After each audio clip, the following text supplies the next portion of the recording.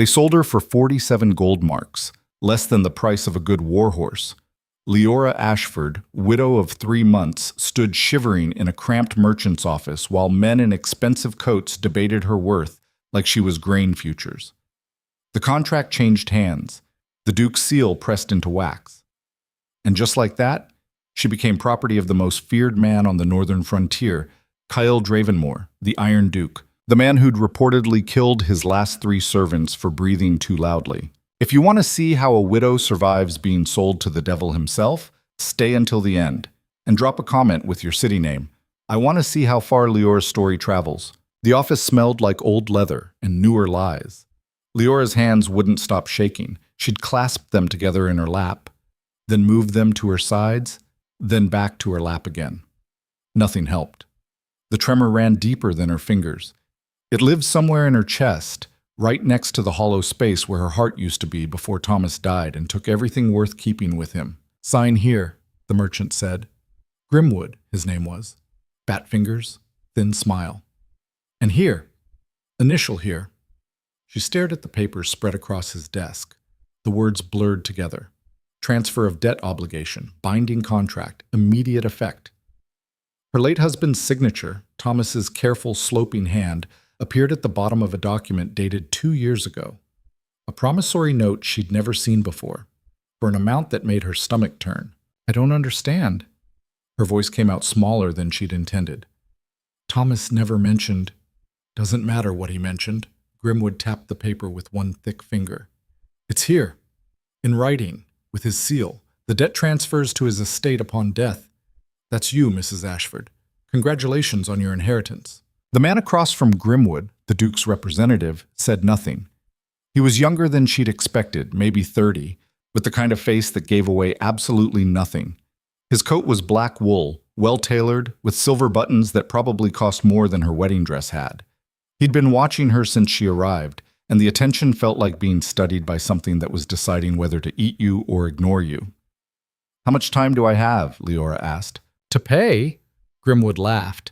It was an ugly sound. "Sweetheart, you don't have time. You're 3 months past due. If it weren't for the Duke's generosity, you'd be in debtor's prison right now, or worse." She knew what worse meant. Everyone knew. Women who couldn't pay their debts had options, but none of them were good.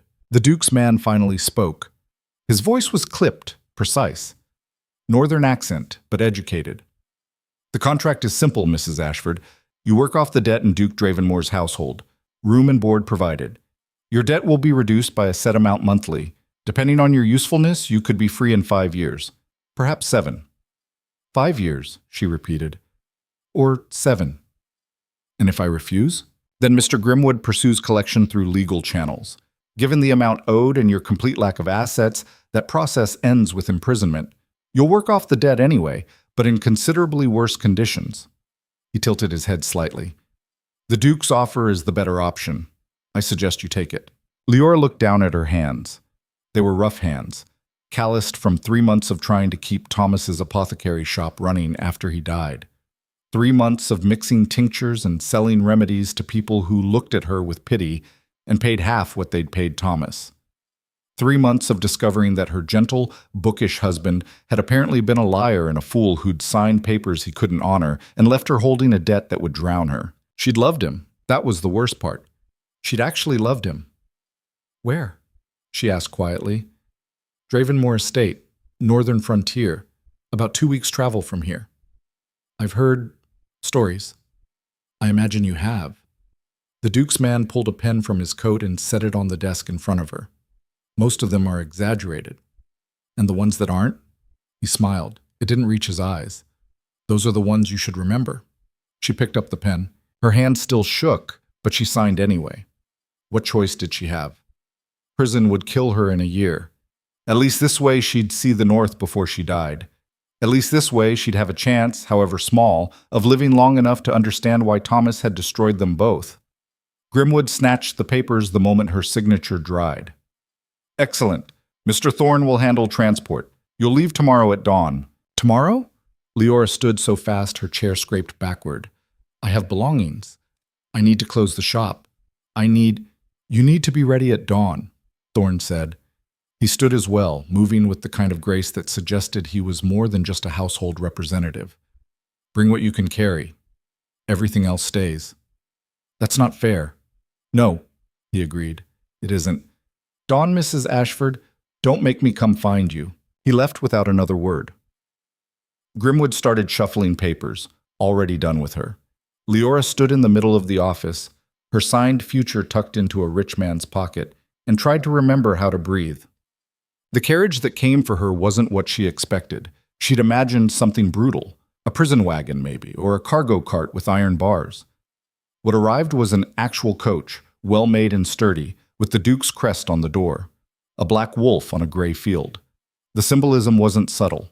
Thorne was already inside. "Get in," he said. She climbed up with her single bag. Everything she owned now fit in one canvas sack, and settled onto the bench across from him. The interior was plain but clean, comfortable even. The seats were padded, the door closed, the carriage lurched forward. "Where's the driver?" she asked. "Up front, where drivers usually are." "I meant, are there guards, other passengers?" "Just us." She glanced out the window.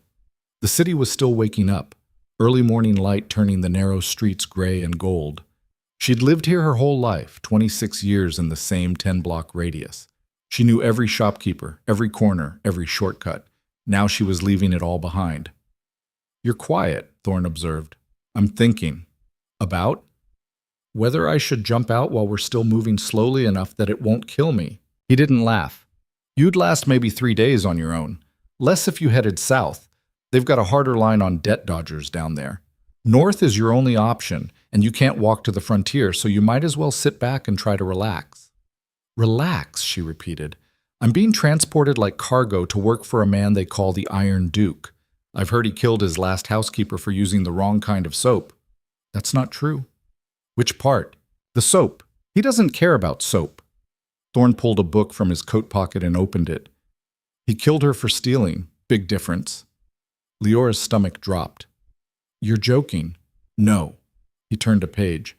"But it was justified. She was selling estate information to his rivals. That's treason on the frontier.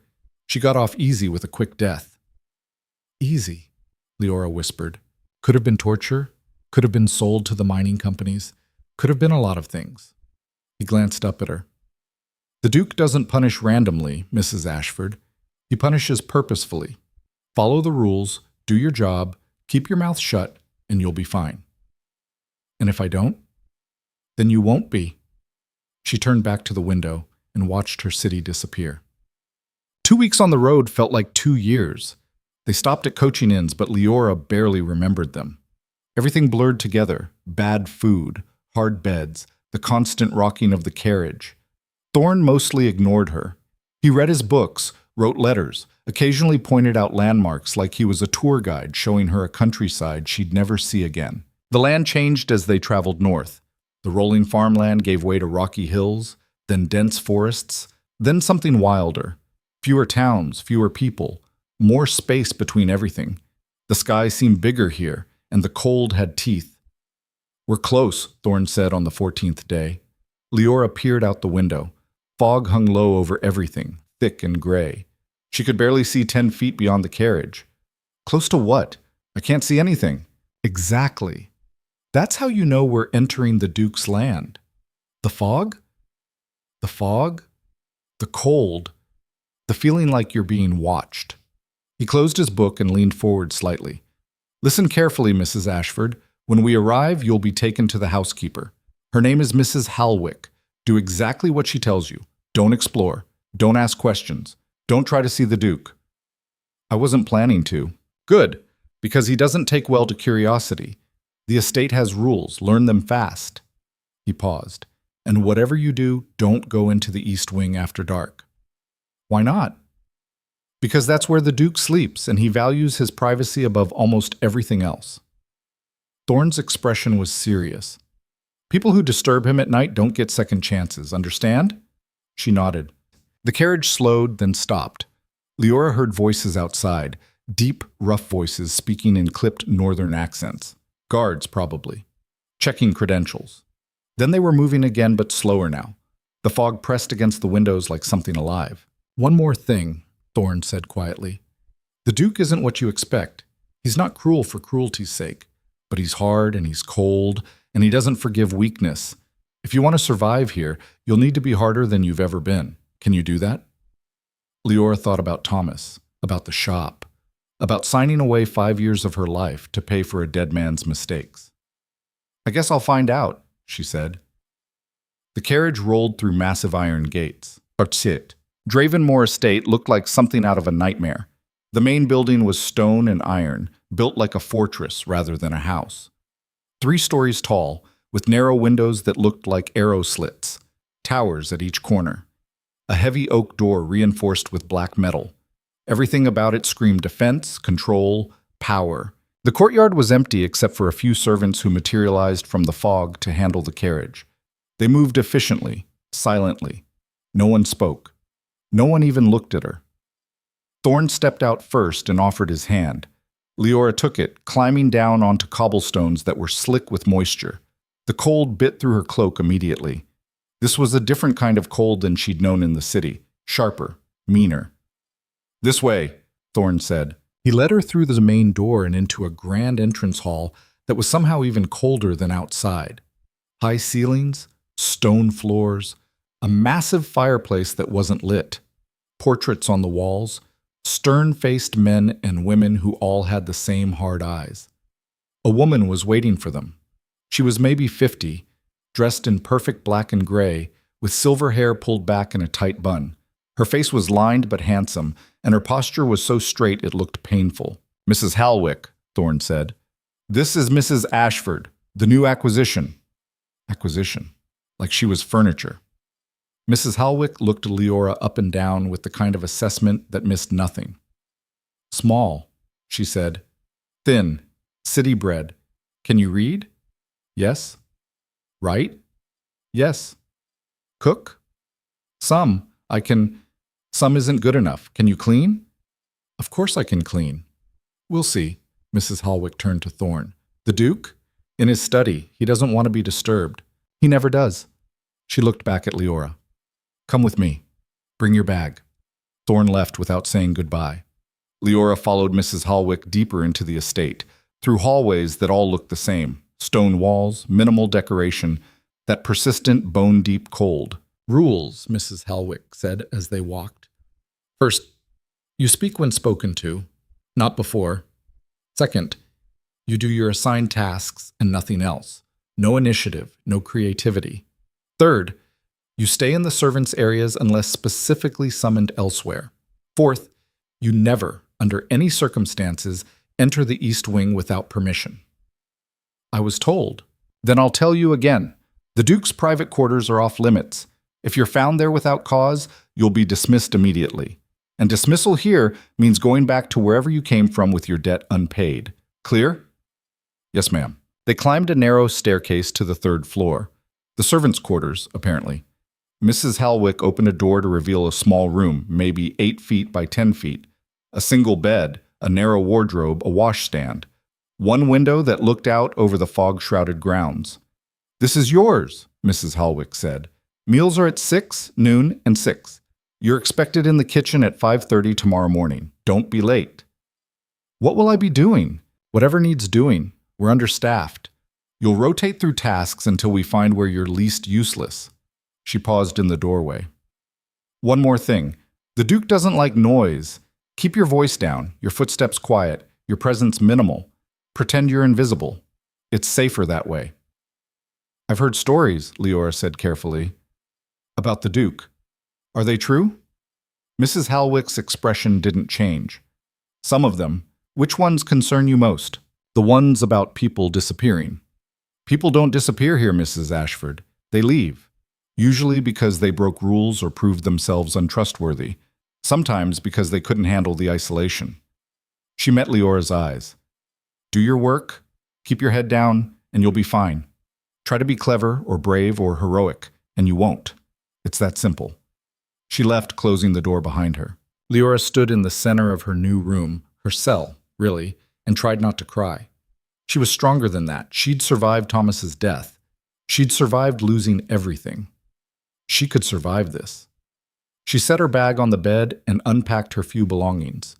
2 dresses, a nightgown, a hairbrush, the small book of pressed flowers she'd kept from her wedding. She placed it on the narrow windowsill and stared out at the fog. Somewhere in this massive, freezing fortress was the Duke. The Iron Duke. Kyle Dravenmore, the man who now owned her labor, her time, her life. She wondered what he looked like, if he was as cold as his estate, if he even knew she existed. The fog pressed against the window like it was trying to get in. Morning came too early. Liora woke to darkness and cold and the sound of a bell ringing somewhere distant. 5 o'clock. She forced herself out of bed, washed her face with water so cold it stung, and dressed in one of her plain work dresses. The kitchen was in the basement, a huge stone room with 3 fireplaces and enough table space to feed an army. 2 other servants were already there, a middle-aged man named Garrick, who handled the grounds, and a young woman, maybe 20 years old, named Anna, who worked as a housemaid. Neither of them spoke to her. Mrs. Hallwick arrived at exactly 5:30 and assigned tasks. Garrick left to check the livestock. Anna went to start fires in the main rooms. Liora was given a bucket, a brush, and instructions to scrub the entrance hall floor. "All of it?" Liora asked, looking at the massive expanse of stone. "All of it," Mrs. Hallwick confirmed. By noon. It was impossible. The hall was huge and the stone was filthy with tracked-in mud and ash, but Liora knelt down and started scrubbing anyway because what else was she going to do? Her knees ached within an hour. Her hands were raw by hour 2. But she kept going, working her way across the floor in steady sections, trying not to think about how much was left or how little progress she was making. She was maybe halfway done when she heard footsteps, not the quiet, efficient steps of servants. These were different, heavier, more purposeful. Boot heels on stone. Liora looked up. A man stood at the top of the main staircase, looking down at her. She knew immediately who he was. You didn't need introductions. Power came off him like heat off a fire. Duke Cale Dravenmore was tall, well over 6 feet, with broad shoulders and the kind of build that suggested he didn't just sit at a desk all day. His hair was dark, almost black, worn longer than was fashionable. His face was all hard angles, sharp cheekbones, strong jaw, a mouth that looked like it had forgotten how to smile. But it was his eyes that stopped her. Gray eyes, cold and clear and completely unreadable. He was maybe 35, maybe 40. It was hard to tell. He had the kind of face that age would only make harder. He wore all black, fine clothes, well-tailored, but practical. No jewelry except a single ring on his right hand. His expression was neutral, but the weight of his attention was crushing. Liora realized she was staring. She dropped her gaze immediately and went back to scrubbing. The footsteps continued down the stairs. She could track his movement by sound, across the hall, toward the main door. He was leaving. She kept her head down and kept scrubbing and prayed he'd just walk past. He stopped, right next to her, close enough that she could see his boots, black leather, expensive, perfectly maintained. "You're new," he said. His voice was deep with that northern accent that made every word sound clipped and final. "Yes, Your Grace." She didn't look up. "Stand up." She stood clutching the scrub brush like a weapon. Up close, he was even more intimidating. Tall enough that she had to tilt her head back to meet his eyes, which she absolutely did not want to do. But he waited. So she looked up. Those gray eyes studied her with the same intensity she'd seen in Thorn, like she was a problem to be solved or a weakness to be identified. "Name," he said. "Liora Ashford, Your Grace." "The debt transfer." "Yes." "Can you read?" "Yes, Your Grace." "Write?" "Yes." "Any other skills?" She hesitated. "I worked in an apothecary shop. I know herbs, basic medicine." Something flickered in his expression, too fast to read. "Useful. Mrs. Hallwick will reassign you. We need someone in the still room." "Yes, Your Grace." He turned to leave, then paused. "Don't call me Your Grace. It's excessive. Sir is sufficient." "Yes, sir." He left without another word. The main door opened and closed, and then there was just silence and the smell of lye soap. Leora's hands were shaking again. She'd just met the Iron Duke, spoken to him, been close enough to see that his eyes weren't just gray, they were storm gray, the color of winter sky before snow. And he hadn't killed her. Hadn't even been particularly cruel. That should have been reassuring. Instead, it was terrifying. Because if the stories were even half true, that kind of restraint meant he was far more dangerous than she'd imagined. The still room was in the back of the estate, accessible through a servant's corridor that twisted like a maze. It was smaller than she'd expected, maybe 15 feet square, but well organized. Shelves lined 3 walls filled with bottles and jars and dried herbs hanging in bundles. A work table dominated the center, scarred from years of use. 2 windows let in gray northern light. It smelled like home. Liora stood in the doorway and breathed in the familiar scents: lavender and rosemary, chamomile and mint, the sharp bite of alcohol for tinctures, the earthy smell of dried roots. For the first time since arriving, something in her chest loosened. "You know your way around this?" Mrs. Halwick asked from behind her. "Yes, ma'am. My late husband ran an apothecary. I helped him. The Duke wants a full inventory by end of week. List everything, check for spoilage, note what needs replacing. Can you handle that?" "Yes, ma'am." "Good. This will be your primary assignment. You'll still help with other tasks as needed, but the still room is your responsibility now." She paused. "Don't make me regret this." "I won't." Mrs. Halwick left. Liora stepped fully into the room and closed the door behind her. She ran her fingers along the shelves, reading labels. Willow bark. Foxglove, carefully marked as poison. Feverfew. Comfrey. Someone had maintained this place well. The organization was logical, the storage was proper. Whoever had been in charge before knew what they were doing. She found a ledger on the work table and flipped it open. The last entry was dated 3 months ago. No name, just careful handwriting that listed supplies used and restocked. 3 months. Right around when she'd started this journey. Had someone left? Died? Liora pushed the thought away and got to work.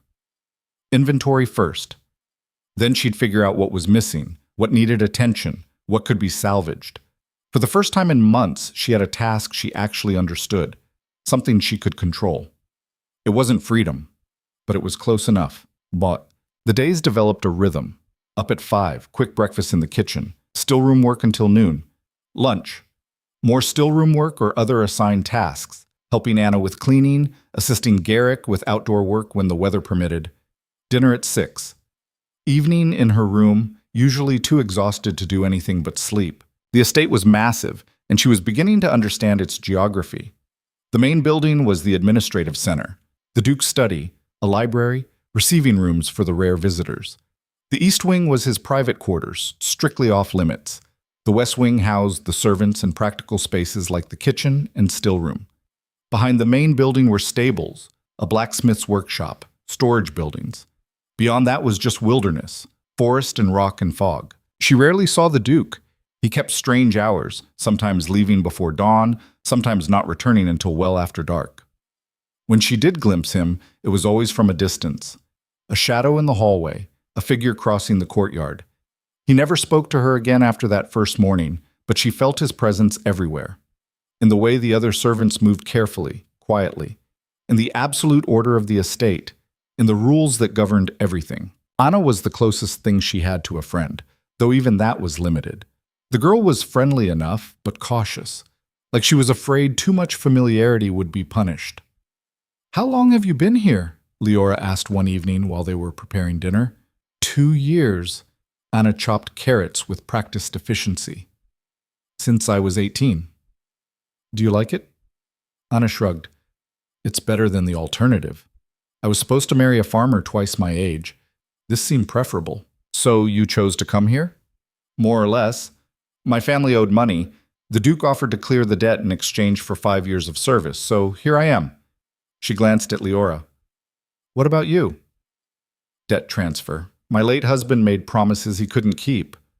"That's rough." Anna dumped the carrots into a pot. "But you're lucky in a way." "Lucky? The Duke could have bought your contract and done a lot worse than put you to work in the still room. He's fair, as far as masters go. Strict, but fair." Liora thought about those cold gray eyes. "Have you ever spoken to him?" "Once. When I first arrived, he asked my name, told me the rules, and sent me on my way." Anna smiled slightly. "Mrs. Halwick says he doesn't see us as people exactly, more like pieces on a game board. As long as we're useful and follow the rules, we're fine. And if we're not useful, then we're replaced. It should have been ominous, but after 3 weeks in the estate, Liora was beginning to understand that the Duke's cold precision was actually manageable. There were clear rules, clear expectations. As long as she met them, she was safe. It was the uncertainty that had terrified her in the city, the not knowing, the wondering when the next disaster would hit. Here, everything was controlled, and control, she was learning, could be its own kind of comfort, even if it came from the coldest man she'd ever met. Pam. The storm hit in her 4th week. Liora woke to wind shrieking like something alive and dying. She rushed to the window and saw nothing but white. Snow and wind and chaos. By breakfast, it was worse. The kitchen staff moved with practiced efficiency, preparing for a long siege. Mrs. Halwick issued orders in her clipped, no-nonsense way. Extra firewood, secure the shutters, check the livestock. How long do these usually last? Liora asked. Days. Sometimes a week. Mrs. Halwick didn't look up from her inventory list. We're prepared. Just stay inside and keep working. The still room was freezing despite the fire Liora built in the small hearth. She wrapped herself in her cloak and kept sorting through supplies, making notes about what needed replacing when the storm cleared. That's when she heard it. A sound from somewhere deeper in the estate. Not quite a shout, but close. Urgent. She set down her pen and listened. There it was again. Voices. Movement. Something was wrong. She shouldn't go investigate. It wasn't her business. She had her assigned space and her assigned tasks, and she wasn't supposed to deviate. But Thomas had taught her one thing that stuck. When something sounds wrong in a house, you check. Because waiting could mean the difference between a small problem and a catastrophe. She left the still room and followed the sound. The voices led her to the east wing. Liora stopped at the entrance to the forbidden corridor, her hand on the cold stone wall. Every instinct screamed at her to turn back. Mrs. Halwick's warning echoed in her head. The Duke's private quarters, off limits, no exceptions. But someone was in trouble. She could hear it, the strain in the voices, the urgency. She stepped into the corridor. It was darker here, colder. The few lamps that were lit cast long shadows that seemed to move on their own. Her footsteps echoed despite her attempts to stay quiet. The voices grew louder. One of them was Mrs. Halwick, which was strange because the housekeeper was usually so controlled. Now she sounded rattled. Tried everything. He won't respond. We need to send for a physician. In this storm? Are you insane? That was Garrick. No one's getting through those roads for days. Then what do you suggest? We just let him. I'm not suggesting anything. I'm stating facts. Liora reached an open doorway and looked inside. The room was large, dominated by a massive 4-poster bed. Dark furniture. Heavy curtains drawn against the storm. A fireplace blazing, but somehow the room still felt cold. And in the bed, barely visible under thick blankets, was the Duke. Even from the doorway, she could see he was in bad shape. His face was flushed with fever, his dark hair plastered to his forehead with sweat. His breathing was ragged, uneven. Mrs. Halwick stood on one side of the bed, Garrick on the other. Anna hovered near the fireplace, looking terrified. How high is the fever? Mrs. Halwick asked. Garrick shook his head. Too high, and it's been climbing for hours. Has he said anything? Nothing coherent. Keeps muttering about the North Pass, the supply lines. Doesn't know where he is. Liora knew that kind of fever. She'd seen it before in the shop. High enough to cause delirium, high enough to be dangerous. High enough to kill if it wasn't controlled. She stepped into the room. All 3 of them turned to stare at her. What are you doing here? Mrs. Halwick's voice was sharp. This area is forbidden. I heard voices. I thought someone was hurt. Liora moved closer to the bed, ignoring the housekeeper's glare. How long has he been like this? That's none of your concern. Get back to... How long? Liora snapped. Mrs. Halwick's eyes widened at the tone, but she answered. Since this morning. He came back from checking the perimeter in the storm, soaked through. By noon he was burning up. It's been getting worse. Liora reached the bedside and placed her hand on the Duke's forehead. Heat radiated off him like a furnace. His skin was dry despite the sweat, a bad sign. The fever was too high, the body struggling to regulate itself. He needs to be cooled down, she said. Now. And we need to get fluids into him.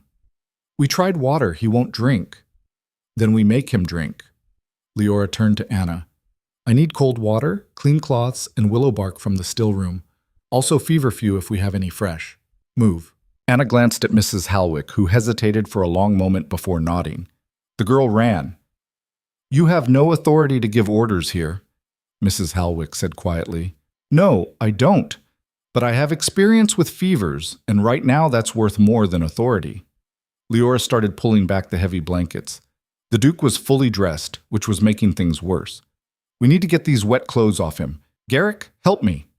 Absolutely not, Mrs. Halwick said. It's improper. He's dying. Liora met the housekeeper's eyes. Do you want to explain to whoever's in charge after he's gone that we let him burn to death because it was improper to undress him? The silence stretched. Outside, the storm howled. Mrs. Halwick's mouth thinned. Fine, but I'll handle it. Both of you, out. I need to... out. You can supervise from the doorway if you must, but I won't have you touching him like this. It was the best compromise Liora was going to get. She stepped back to the doorway while Mrs. Halwick and Garrick worked to remove the Duke's wet jacket and shirt. His body was lean muscle and old scars, the build of someone who'd spent more time fighting than sitting at a desk. Anna returned with the supplies.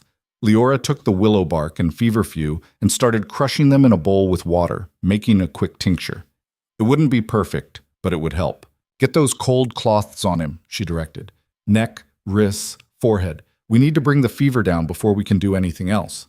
Mrs. Halwick followed the instructions with surprising efficiency. The Duke didn't respond to the cold cloths, which was concerning. Delirium was one thing. Complete unresponsiveness was worse. Liora brought the tincture to the bedside. We need to get this into him. He's not conscious. I know. She sat on the edge of the bed and lifted the Duke's head slightly, tilting it back. Small sips. If he chokes, turn him on his side immediately. She pressed the rim of the bowl to his lips and let a tiny amount of liquid trickle into his mouth. For a moment, nothing happened. Then his throat worked, swallowing reflexively. Good. She gave him more, working slowly, patiently. Half the bowl before his head turned away, rejecting it. That's enough for now, she said. We'll try again in an hour. And then what? Garrick asked. Hope he gets better on his own? The willow bark will help with the fever. The feverfew will help his body fight whatever's causing this. Liora set the bowl aside. But the main thing is keeping him cool and hydrated. That's what's going to save him or kill him. Mrs. Halwick crossed her arms. You seem very certain for someone who worked in a shop. My husband taught me. And before that, I learned from my grandmother who was a midwife.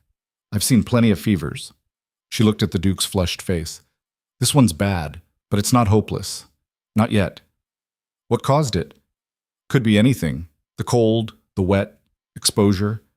Could be something he was already fighting that the storm made worse. She stood. I need to check the still room for other supplies. Garrick, can you bring up more cold water? We'll need to keep changing the cloths. You're giving orders again, Mrs. Halwick observed. Would you rather I didn't? The housekeeper studied her for a long moment. Then, surprisingly, she smiled. It was a small smile, but real. No, I suppose someone needs to. Go. Get what you need. Anna will stay here and help me. Liora went. The still room felt like a different world, quiet, organized, under her control. She moved through it quickly, gathering what she needed. More willow bark, yarrow for sweating, elderflower in case the fever needed to break faster, honey to make the tinctures more palatable. Her hands worked automatically, muscle memory from years of preparing remedies. But her mind was racing. She was treating the Duke, the Iron Duke, the man who owned her contract, who could dismiss her for entering his quarters without permission, who reportedly killed people for less than what she was doing right now. And she didn't care, because he was dying, and she knew how to help, and everything else was just noise. She loaded everything into a basket and headed back to the east wing. The storm was worse now, wind rattling the shutters like it wanted to tear the building apart. Snow piled against the windows in drifts. They were completely cut off. Whatever happened next, they were on their own. When she returned to the Duke's room, Mrs. Halwick was changing out the cloths. The Duke's fever hadn't broken, But it didn't seem higher either. That was something. New tincture, Liora said, setting down the basket. This one should help him sweat out the fever. It'll be uncomfortable, but necessary. She prepared the mixture while Mrs. Halwick and Anna worked on keeping him cool. Garrick had left to handle the livestock. Even in crisis, the practical work didn't stop. Getting the Duke to swallow the new tincture was harder. He was restless now, turning his head, muttering words that didn't connect. Liora caught fragments, names she didn't recognize, orders being given to people who weren't there. Something about securing the North Pass before winter. He's fighting battles in his sleep, Anna whispered. Delirium, Liora said. The fever's confusing him. He doesn't know where he is. She managed to get most of the tincture down him, though half of it ended up on the pillow. His skin was still burning hot despite the cold cloths. How long does this usually take? Mrs. Halwick asked. Hours? Maybe longer. The fever will spike before it breaks. That's when it's most dangerous. We'll need to watch him constantly. I'll take first watch, the housekeeper said. Anna, you get some rest. We'll rotate. I can stay, Liora offered. No, you've done enough. And if the Duke wakes up to find you in his bedroom, Mrs. Halwick shook her head. Let's not tempt fate more than we already have. Liora wanted to argue, but the woman had a point. She gathered her supplies and headed for the door. Mrs. Ashford. She turned. Mrs. Halwick was looking at her with something that might have been respect.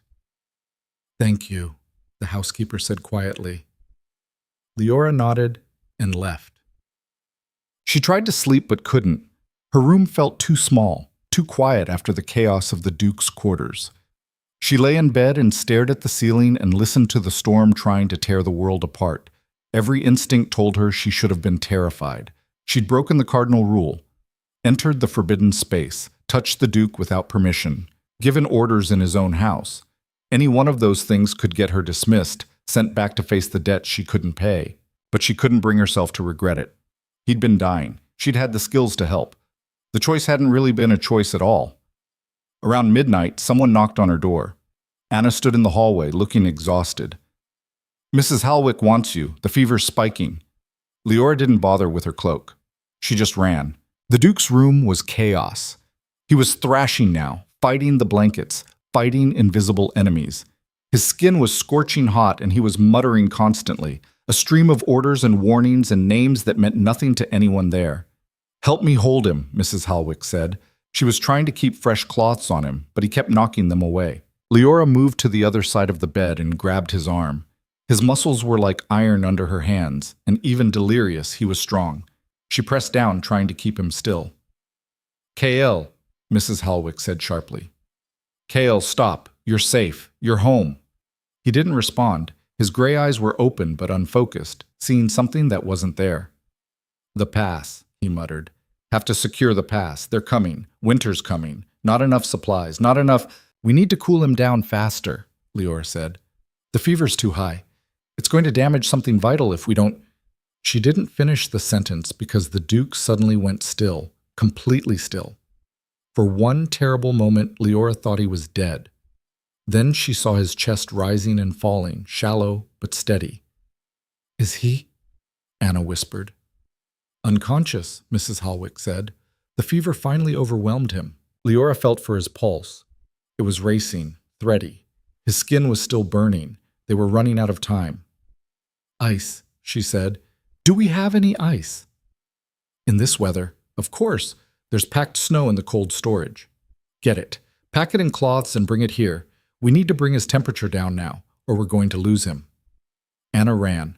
Mrs. Halwick stayed, helping Liora position the Duke so his airways were clear. His breathing was getting worse, raspy, labored. Come on, Liora muttered. Don't you dare die on me. Don't you dare. Anna returned with a bucket of snow wrapped in cloth.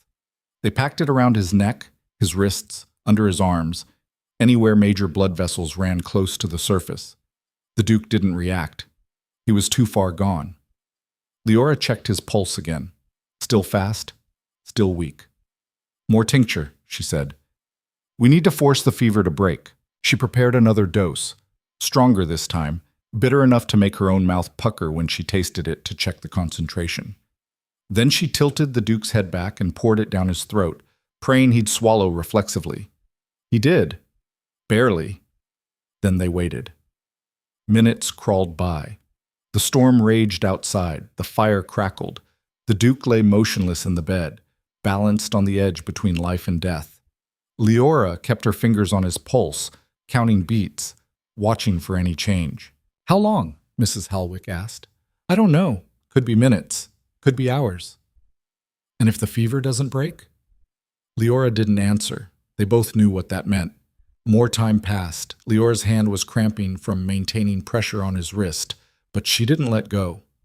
The pulse was the only way to track what was happening inside him. Then, slowly, she felt it change. The rhythm steadied. The beats came stronger, more regular. "Something's happening," she said. Mrs. Halwick leaned closer. "Good or bad?" "I don't—" Leora stopped as the Duke's skin suddenly broke out in sweat. Real sweat, not the dry heat from before. "There. The fever's breaking." Anna made a small sound of relief. They worked quickly, changing out the wet cloths, adjusting the blankets so he wouldn't get chilled. The Duke's temperature started dropping, slowly at first, then faster. His breathing eased. His face lost some of that dangerous flush. By the time the first gray light of dawn filtered through the shutters, his fever was down to something manageable. Liora slumped back in her chair, suddenly aware of how exhausted she was. Her muscles ached. Her eyes burned. She'd been awake for over 24 hours straight. "You should rest," Mrs. Halwick said. She looked tired too, but satisfied. "He's stable now. Anna and I can manage. What if he gets worse again? Then we'll come get you, but I think the worst has passed." The housekeeper managed a small smile. "You saved his life, Mrs. Ashford, whether he knows it or not." Liora looked at the Duke. He was still unconscious, but his sleep looked more natural now. Peaceful, even. She'd saved him. She'd broken every rule, crossed every boundary, and saved the life of the most powerful man on the northern frontier. The question was what he'd do when he woke up and found out. She slept through most of the next day.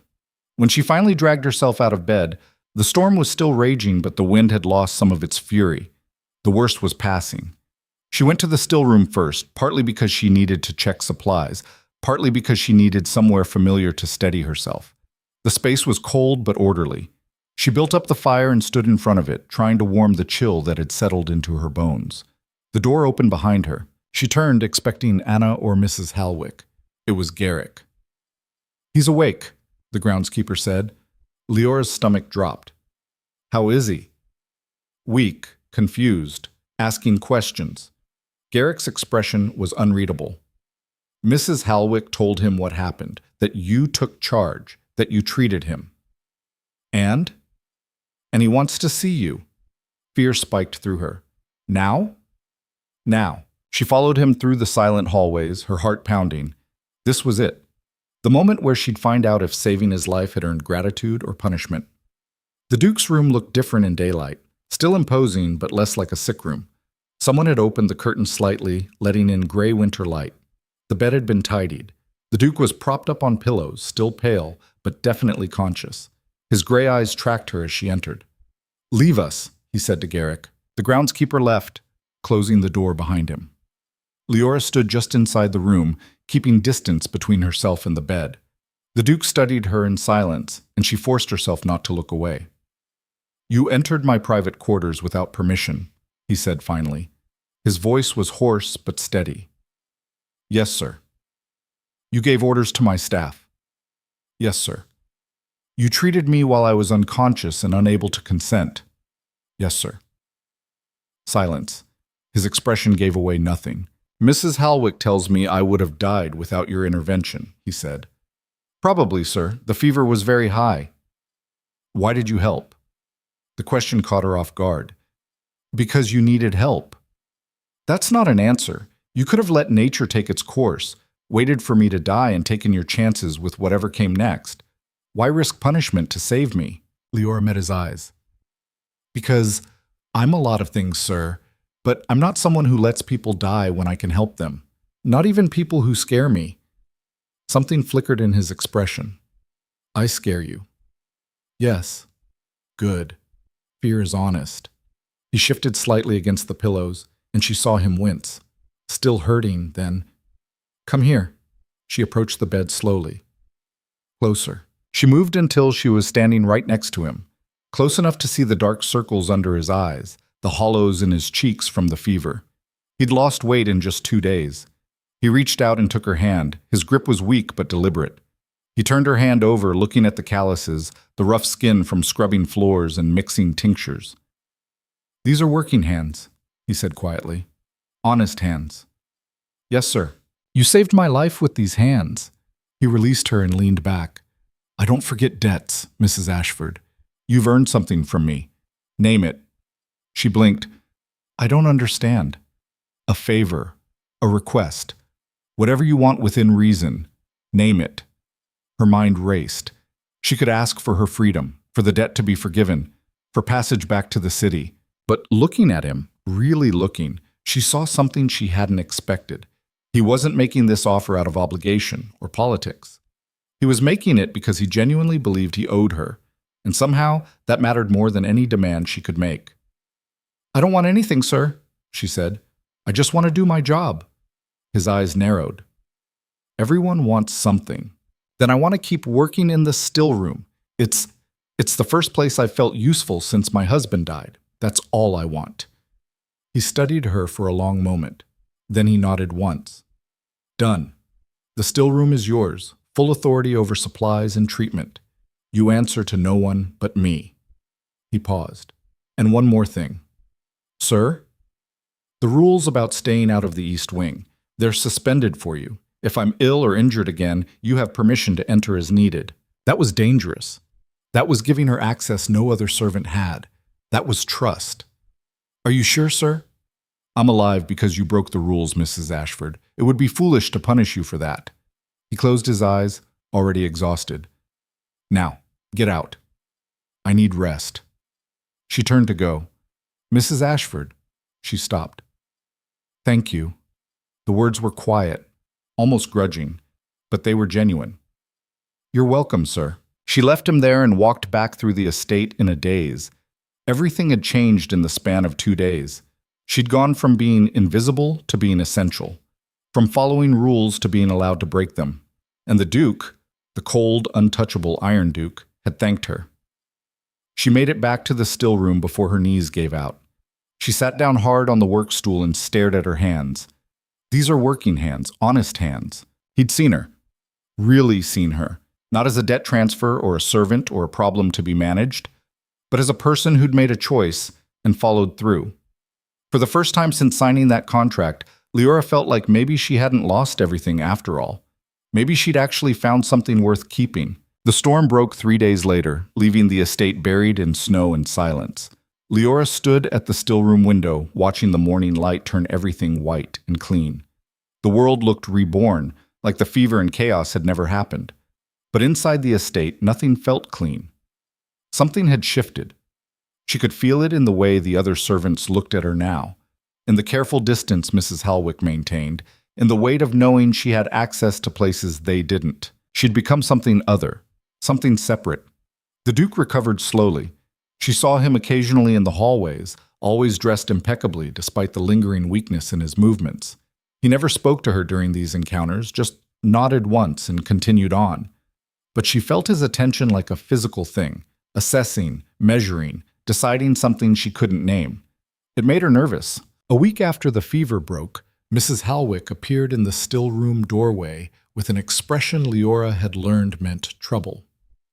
"The Duke wants to see you," the housekeeper said, "in his study, now." Leora's hand stilled over the tincture she'd been mixing. "Did he say why?" "He doesn't explain himself to me, Mrs. Ashford, and he won't appreciate waiting." The study was in the main building, past the library and down a corridor lined with maps. Liora had never been inside. She knocked once and heard his voice, clipped, commanding, tell her to enter. The room was exactly what she'd expected. Dark wood paneling, shelves crammed with books and documents, a massive desk covered in papers and correspondence, windows overlooking the snow-covered grounds, everything organized with military precision. The Duke stood behind his desk, reading something. He didn't look up when she entered. "Close the door," he said. She did, her heart hammering. He finished reading, set the paper aside, and finally looked at her. He was fully recovered now, no trace of the fever except maybe a sharpness in his features that hadn't been there before, like the illness had burned away something soft and left only edges. "Do you know why I bought your contract?" he asked. The question threw her. Because Mr. Grimwood offered it? Grimwood offers me dozens of contracts every year. Debts, obligations, people desperate enough to sign anything. I refuse most of them. He moved around the desk, leaning against it. "I took yours because of your husband." Ice slid down her spine. "Thomas?" "Thomas Ashford, apothecary. Died 3 months ago of pneumonia." The Duke's eyes were unreadable. "He wasn't just a shopkeeper, Mrs. Ashford. He was one of my informants." The world tilted. "That's not possible," she said. He ran a shop. He mixed medicines. He gathered information, the kind of information people share when they're sick and vulnerable and talking to someone they trust. Names, movements, plans. Kyle's expression didn't change. He was good at it, careful. No one suspected. Leora's mind raced back through her marriage. Thomas coming home late. Thomas asking odd questions about customers. Thomas taking trips he claimed were for supplies, but that never quite made sense. She'd thought he was being secretive about the debts, about money problems. But it had been this. Secrets of a different kind. "Why are you telling me this?" she asked, her voice shaking. "Because the debt that brought you here, it's fabricated. Grimwood created it on my orders. Thomas owed me nothing financially. But he owed me operationally, years of intelligence work I paid for in protection and discretion. When he died, that debt transferred to you." The room was too small. The air was too thin. "You mean I'm not here to work off money," Liora said slowly. "I'm here because you think I'm, what, an asset, like Thomas?" "No. You're here because having you under my roof was safer than leaving you in the city where people might ask questions about what your husband really did, and because I wanted to see if you knew anything useful." "I don't. I swear I don't. Thomas never told me." "I know. I've been watching you for weeks. You're genuinely ignorant." He said it matter-of-factly, without cruelty. "Which means you're also genuinely innocent. You have no value to me as an intelligence asset." Relief and fury warred in her chest. "Then why not just let me go?" "Because you saved my life, and that creates complications." He moved to the window, looking out at the snow. The light made his profile sharp as cut glass. "There are people who would pay dearly to know the Iron Duke was sick enough to need saving," he continued. "People who would see weakness in that moment, who would use it." He glanced back at her. "You could walk out of here tomorrow and sell that information. Retire on it, probably." "I would never—" "I know." He turned fully to face her. "That's the complication.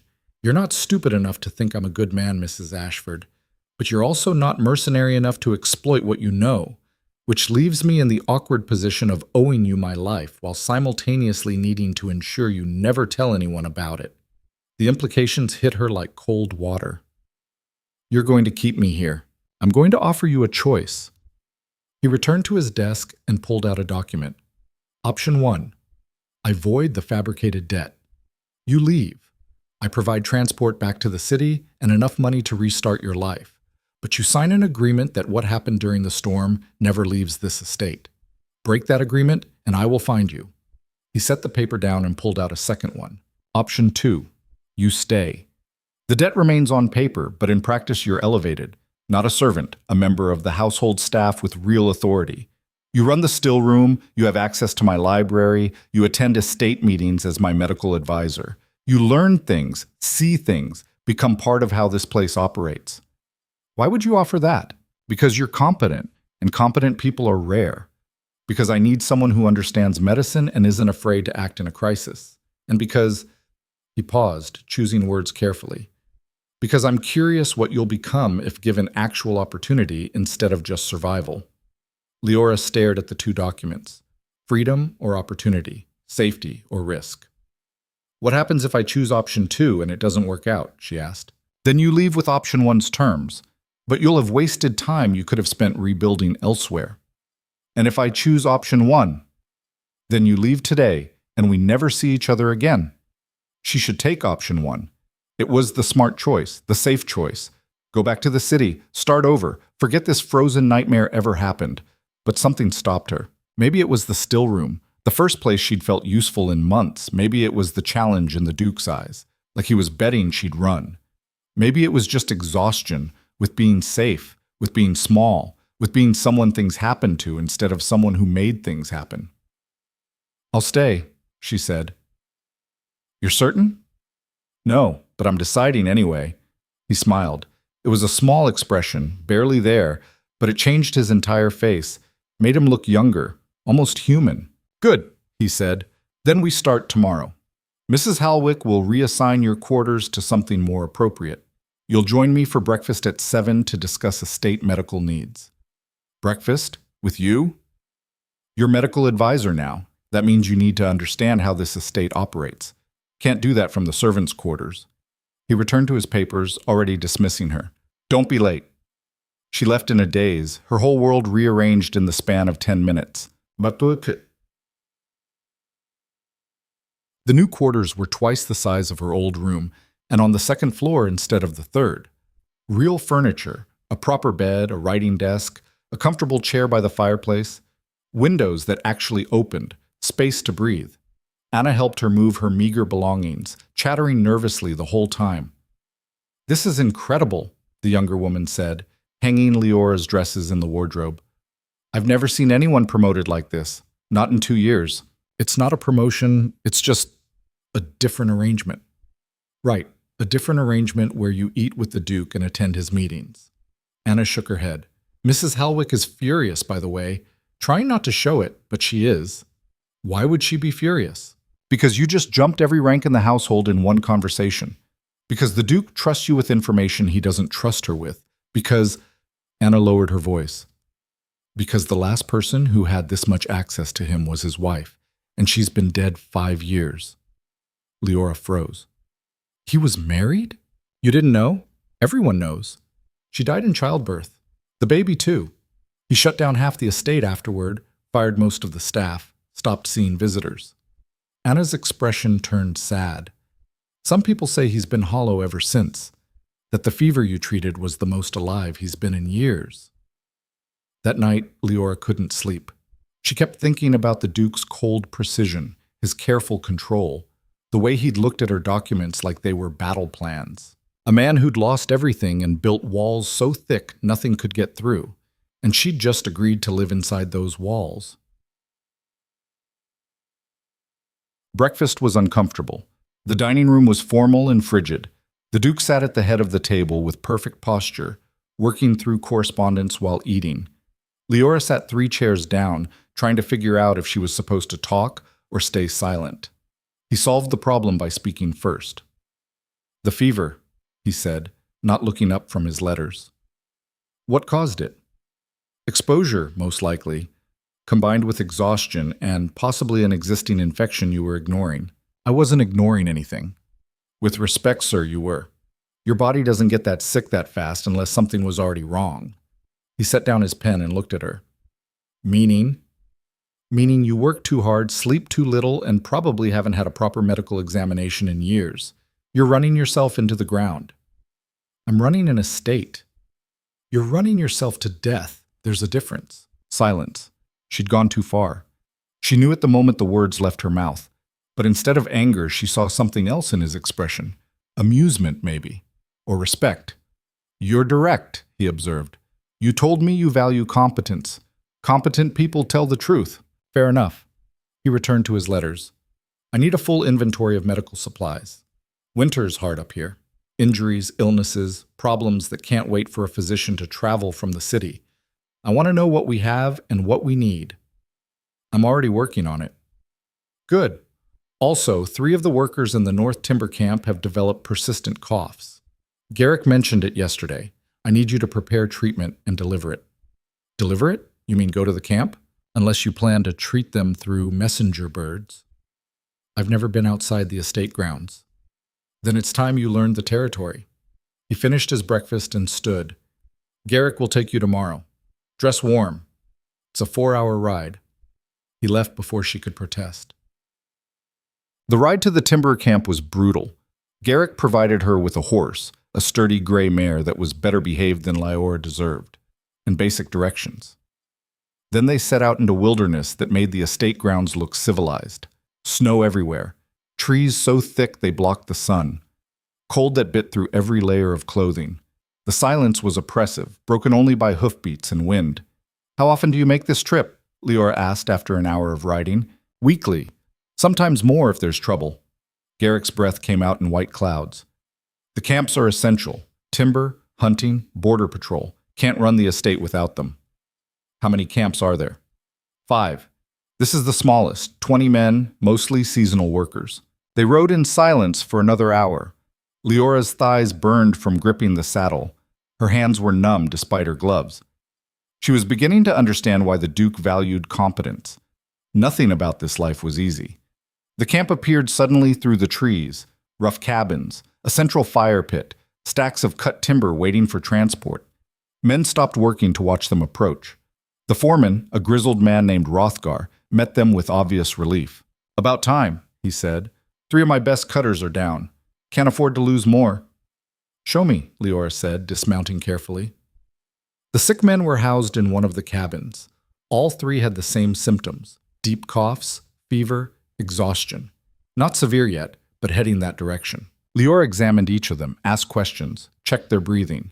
The diagnosis was straightforward: lung infection, probably from breathing too much cold air while working. Treatable, but it needed attention now. She prepared tinctures from the supplies she'd brought, gave careful instructions on dosing, and left enough medicine for a week. "If they're not better in 3 days, send word to the estate," she told Hrothgar, "and make sure they're resting. No work until the cough clears. Can't afford to have them idle." "You can't afford to have them dead. Your choice."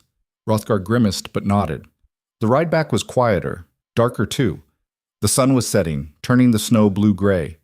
Liora was exhausted, every muscle aching. "You did well," Garrick said as they neared the estate. "Better than the last medical advisor." "There was someone before me?" "The Duke's wife. She studied medicine, ran the still room, took care of everyone." He was quiet for a moment. "When she died, a lot of things died with her. The Duke included, in some ways." Liora thought about the cold, controlled man who'd offered her options like they were chess moves. "What was she like?" she asked. "Warm, kind, everything he wasn't. They balanced each other." Garrick glanced at her. "You remind me of her sometimes, the way you move through the still room, the way you don't back down from him." "I'm nothing like her." "Maybe not, but you're the first person since her death who he's let close.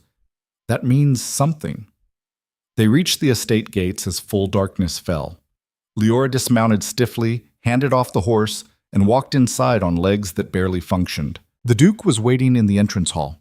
"How did it go?" he asked. "Fine. 3 men with lung infections. I left treatment and instructions." She pulled off her gloves. "They'll recover if they follow the protocol." "Good. Next week you'll check the eastern camp. They've had issues with frostbite." "Next week? I can barely walk after today." "Then you'll build endurance." He turned to leave, then stopped. "Mrs. Ashford, thank you for going. I know it wasn't easy." The acknowledgement surprised her. "You're welcome, sir." He disappeared into the shadows of the estate. Liora stood there, cold and exhausted and weirdly satisfied. She'd done something useful today, something real. Maybe staying had been the right choice after all. Winter deepened, and with it, her role. She visited the camps regularly, treating injuries and illnesses. She reorganized the still room completely, cataloging everything, requesting new supplies, training Anna to assist. She attended the Duke's weekly estate meetings, awkward affairs where men twice her age reported to a man who barely spoke, but whose silence carried more weight than anyone's words. And slowly, incrementally, she learned how Dravenmore actually worked. It wasn't just an estate, it was a kingdom unto itself. The Duke controlled everything: timber rights, hunting territories, mining claims. He employed hundreds across the frontier, maintained private roads, ran his own courier system. He was law and judge and final authority for thousands of square miles. And he did it all with cold, meticulous precision. But she was starting to see cracks in that precision, the way his hand sometimes shook slightly when he thought no one was watching. The headaches he tried to hide. The nights he worked until dawn because sleep wouldn't come. He was still recovering, still damaged, and he wouldn't admit it. One evening in late winter, she knocked on his study door after everyone else had gone to bed. "Come in," he called. She found him at his desk, surrounded by papers, a half-empty glass of whiskey at his elbow. He looked tired, genuinely tired in a way he never showed during the day. "It's past midnight," she said. "I'm aware. When did you last sleep? Is there a purpose to this visit, Mrs. Ashford?" She walked to his desk and picked up the whiskey glass. "Yes, I'm confiscating this and you're going to bed." His eyebrows rose. "Excuse me? You heard me. You've been working 18-hour days for 2 weeks straight. You're drinking instead of eating. You look like death. So I'm pulling medical authority and ordering you to sleep." "You can't order me to do anything. Watch me." She set the glass out of reach. "You made me medical advisor. That means I'm responsible for keeping you alive. And right now, you're doing everything possible to make that job impossible." He leaned back in his chair, studying her. "You're overstepping. So dismiss me, send me back to the city.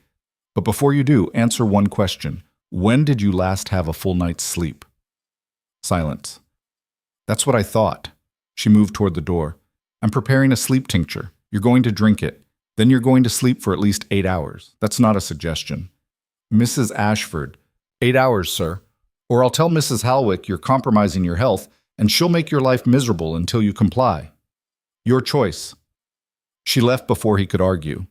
20 minutes later, she returned with the tincture, mild sedative mixed with valerian root, enough to ease him into sleep without knocking him unconscious. She found him still at his desk, but the papers were pushed aside. He took the cup without comment and drank it in one swallow. "Tastes like dirt," he muttered. "Most medicine does. That's how you know it works." "That's not how medicine works. It's called the placebo effect. Now go to bed." He stood slowly. For a moment they just looked at each other, her defiant, him evaluating. "You're either very brave or very foolish," he said quietly. "I'm neither. I'm just tired of watching you destroy yourself because you don't think anyone's paying attention." Something shifted in his expression, something almost vulnerable. "Someone's paying attention," he said. "Yes, someone is. So stop making my job harder than it needs to be." He left. She heard his footsteps fade down the corridor toward the east wing. She cleaned up the still room and returned to her own quarters, her heart still racing. She'd just ordered the Duke of Dravenmore to bed like he was a stubborn patient. She'd confiscated his whiskey. She'd threatened him with Mrs. Halwick. Tomorrow he might regret keeping her around. But tonight she'd done what needed doing, and somehow she thought he might actually sleep. Things changed after that night. Subtle things. The Duke started leaving his study at reasonable hours. He ate breakfast instead of just drinking coffee. He stopped pretending he didn't need rest. And he talked to her. Not just about estate business or medical concerns. Real conversation. He asked about her life before, about Thomas, about what she wanted for the future. She asked about the frontier, about how he'd built this empire, about the weight of carrying so much responsibility. They never discussed his late wife. That subject remained locked behind walls she couldn't breach. But everything else slowly opened. One evening in early spring, snow finally melting, mud everywhere, she found him in the library. He was reading by firelight, looking more relaxed than she'd ever seen him. "I have something for you," he said when she entered. He handed her a document. She scanned it quickly, her breath catching. It was the fabricated debt, marked void in heavy black ink, signed, sealed, witnessed. "You're free," he said simply. "The debt never existed, and now there's no legal record of it. You can leave whenever you want." She stared at the paper. Freedom. Actual freedom. "Why now?" she asked. "Because I don't want you here out of obligation. I want you here because you choose to be. And if I choose to leave, then I'll provide transport and funds, just like I offered before. No strings. No consequences." She looked at him, really looked, at the man who'd been cold and distant and was now offering her something no one had given her in years, actual choice. "What if I choose to stay?" she asked quietly. "Then you stay as my equal, not as an employee or a debt holder or an obligation. As someone He stopped, choosing words carefully. "As someone whose presence I've come to value." Her heart was pounding. This was more than freedom. This was acknowledgement, recognition, Trust. I'll need time to think about it, she said. Take all the time you need. She left the library with the voided contract clutched in her hands and her mind spinning. She could leave. She could go back to the city, rebuild, start over. Or she could stay with a man who was still mostly mystery, in a place that was brutal and beautiful and unlike anything she'd ever known. The choice should have been easy, but nothing about Cale Dravenmore had ever been easy. She spent 3 days agonizing over the decision. On the 4th day, she went looking for him and found Mrs. Hallwick instead. The housekeeper was in the kitchen, directing dinner preparations. She looked up when Liora entered, her expression carefully neutral. "Mrs. Hallwick, can I ask you something?" "Of course." "Why does the Duke trust me? Really, it can't just be because I saved his life." The older woman set down her spoon and studied Liora carefully. "You want the truth?" "Please. Because you're the first person in 5 years who's treated him like a human being instead of a title. You argue with him. You challenge him. You force him to take care of himself." Mrs. Hallwick's expression softened slightly. "His wife did the same thing. He needs that. Someone who isn't afraid of him." "I am afraid of him. But you don't let that fear stop you. That's the difference." She paused. "Are you thinking of leaving?" "I don't know. I have the option now." "Then let me give you advice. If you stay, stay completely. Don't hold back.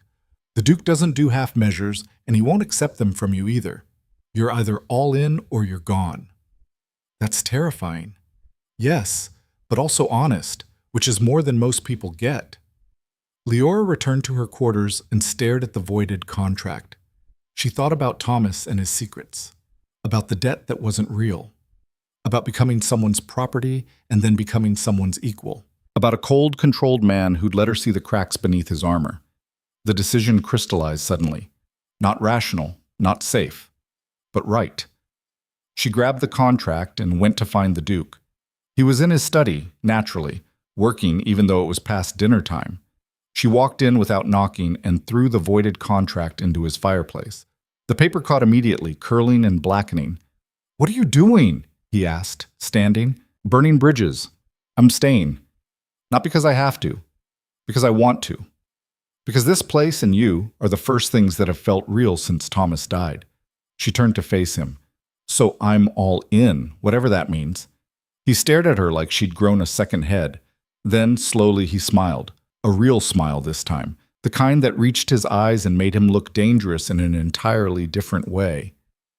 "All in," he repeated. "You're certain?" Completely terrified and completely certain. He crossed the room in 3 strides and took her hands. His grip was strong, warm, solid. "Then welcome home, Liora Ashford." It was the first time he'd used her first name. She squeezed his hands back, feeling like she'd just jumped off a cliff and discovered she could fly. 3 days later, a courier arrived from the city. Liora was in the still room when Anna burst through the door, white-faced. "It's bad," the girl said. "There's a man here from the capital. He has documents. He's demanding to see you." Ice slid through Leora's veins. "What kind of documents?" "I don't know, but the Duke's furious. He's in the study with the man now." She ran. The study door was closed, but she could hear voices inside. The Duke's cold and cutting, someone else's oily and smooth. She knocked once and entered without waiting for permission. The Duke stood behind his desk, his expression pure ice. Across from him was a man in expensive clothes, Grimwood, the merchant who'd sold her contract, and on the desk between them was a stack of papers. "Mrs. Ashford," Grimwood said, smiling. "How delightful to see you again." "What are you doing here?" she demanded. "Delivering some unfortunate news. It seems there was an error in your contract transfer. The debt wasn't actually cleared. In fact," he tapped the papers, "it's increased. With interest and penalties, you now owe substantially more than before." Her stomach dropped. "That's not possible. The debt was voided." "The fabricated debt was voided," the Duke said quietly. His eyes were locked on Grimwood like he was deciding how to kill him. "But this man claims to have found a real debt. One Thomas actually owed. And since the widow inherits all debts," Grimwood spread his hands. "Here we are." Liora looked at the papers. Thomas's signature. dates from before they married, amounts that made her dizzy. "This is fraud," she said. "I assure you it's quite legal. I have witnesses, documentation, everything necessary." Grimwood's smile widened. "Of course I'm willing to negotiate. Perhaps the Duke would be interested in purchasing the debt again. At a new price, naturally." "Naturally," Cale said, his voice deadly soft. "How much?" "Triple the original amount, given the complications." "You're attempting to blackmail me." "I'm simply conducting business. If you're unwilling to pay, Mrs. Ashford can work off the debt elsewhere. I have several interested parties." The threat was clear: pay or lose her. Liora felt everything she'd just chosen crumbling. The freedom, the trust, the future. All of it hanging on whether the Duke would pay a fortune to keep her. And she couldn't ask him to do that. Wouldn't. "I'll go," she said quietly. Both men looked at her. "I'll go with Mr. Grimwood and work off the debt. You don't have to pay anything." "Liora," the Duke started. "No, I won't let you be extorted because of me. I made my choice to stay freely. I'll make this choice freely, too." Grimwood's smile turned triumphant. "Excellent. We'll leave immediately." "You'll leave with nothing." The Duke's voice cut through the room like a blade. He was staring at Grimwood with an expression Liora had never seen. Pure, focused rage. "This debt is fraudulent," Kyle continued. "I can prove it. And when I do, you'll face charges for attempted fraud against a peer of the realm. The penalty is 5 years' labor. In the mines." Grimwood paled. "You have no proof. I have investigators. I have resources. I have time." The Duke leaned forward. "And I have a very good memory for people who try to cheat me. So here's what's going to happen. You're going to leave this estate now. You're going to forget this debt exists, and you're going to pray I don't decide to destroy you anyway, just for wasting my time." "The debt is legal. Then prove it. In court. With my lawyers. With my witnesses. With every resource I have aimed at tearing your life apart." Cale's smile was terrifying. "Your choice, Grimwood. Walk away now or face consequences you can't survive." The silence stretched. Grimwood grabbed his papers with shaking hands. "This isn't over." "Yes, it is." The merchant fled. The door slammed behind him. Leora's knees gave out. She grabbed the desk for support, her whole body shaking. "How much of that was real?" she asked. "The investigators? The proof?" "Some of it. Enough." The Duke moved around the desk. "But even if the debt is real, I'm not letting him take you. Not now. Not ever." "Why? It's just money." "It's not about money." He took her shoulders, forcing her to look at him. "You chose to stay. You burned the contract. You're mine now, Liora, and I protect what's mine." The possessiveness should have scared her. Instead, it felt like safety, like someone finally standing between her and the chaos. She leaned forward and rested her forehead against his chest, letting him hold her while she shook. "Thank you," she whispered. His arms tightened around her. "Always." But even as he held her, even as she felt safe for the first time in months, a cold voice in her head whispered, "Grimwood will come back. Men like that always do. And next time the Duke might not be able to stop him." Grimwood didn't come back, but his shadow did. 3 weeks after the confrontation, letters started arriving. Anonymous ones, slipped under doors or left in the estate's message box. They all said variations of the same thing. The Duke is harboring a debtor. The Duke is protecting a woman with fraudulent claims. The Duke's judgment is compromised. Someone was building a case. Carefully, methodically, turning Leora's presence into ammunition. She found Kael in his library one evening, surrounded by the letters, his expression carved from stone. "They're escalating," he said without preamble. "Whoever's behind this wants to force my hand publicly, make me choose between you and my reputation." Liora picked up one of the letters. The handwriting was educated, the paper expensive. "This isn't Grimwood. He doesn't have the connections for this." "No, but someone's paying him to create problems." Kael leaned back, rubbing his temples.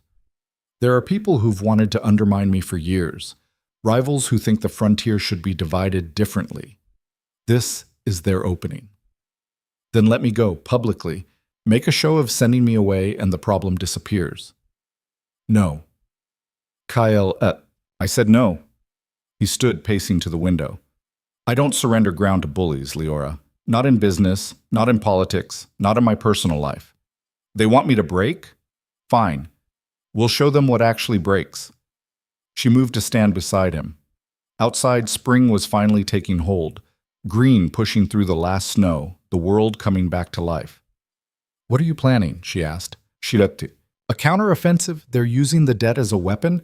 We'll eliminate it entirely, prove it fraudulent, expose Grimwood's network, and burn down whoever's funding this campaign. That could take months and create enemies you don't need. I already have the enemies. This just makes them visible. He turned to her. But I need something from you first. I need to know everything about Thomas, every detail, every contact, every oddity you remember. If Grimwood fabricated this debt, there will be inconsistencies. We just need to find them. She thought about her late husband, about the life she thought she knew and the secrets underneath. Thomas kept a journal, she said slowly. Small leather book. He wrote in it every night. I never read it. He said it was just shop records. Where is it now? I don't know.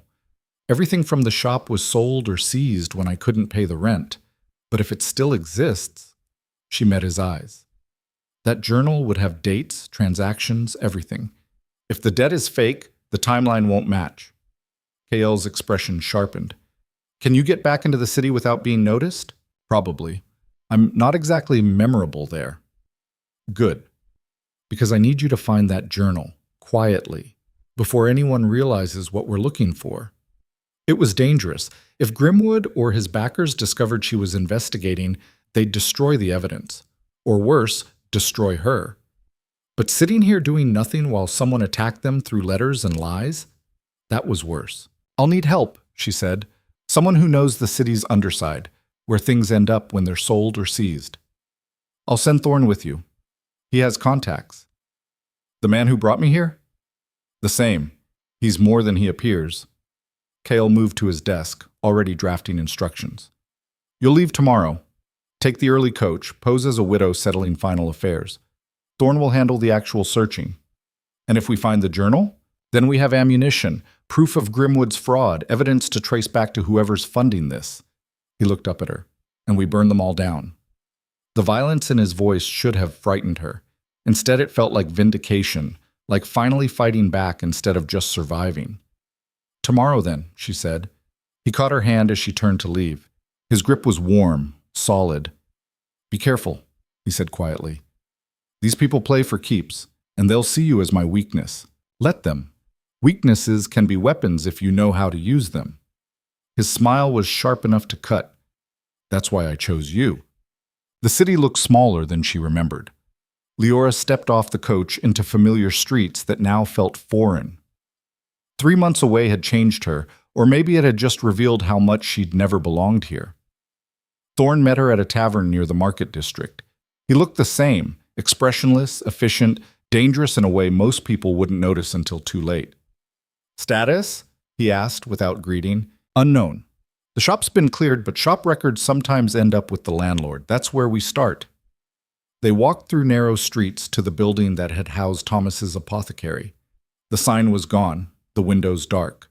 A new tenant was moving in, a tailor, judging by the fabric bolts stacked inside. The landlord lived above his tavern 3 blocks over.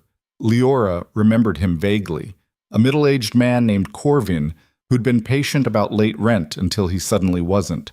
Thorn knocked. Corvin answered, his expression souring when he recognized Liora. Mrs. Ashford, come to beg for your things back? No, just to buy them.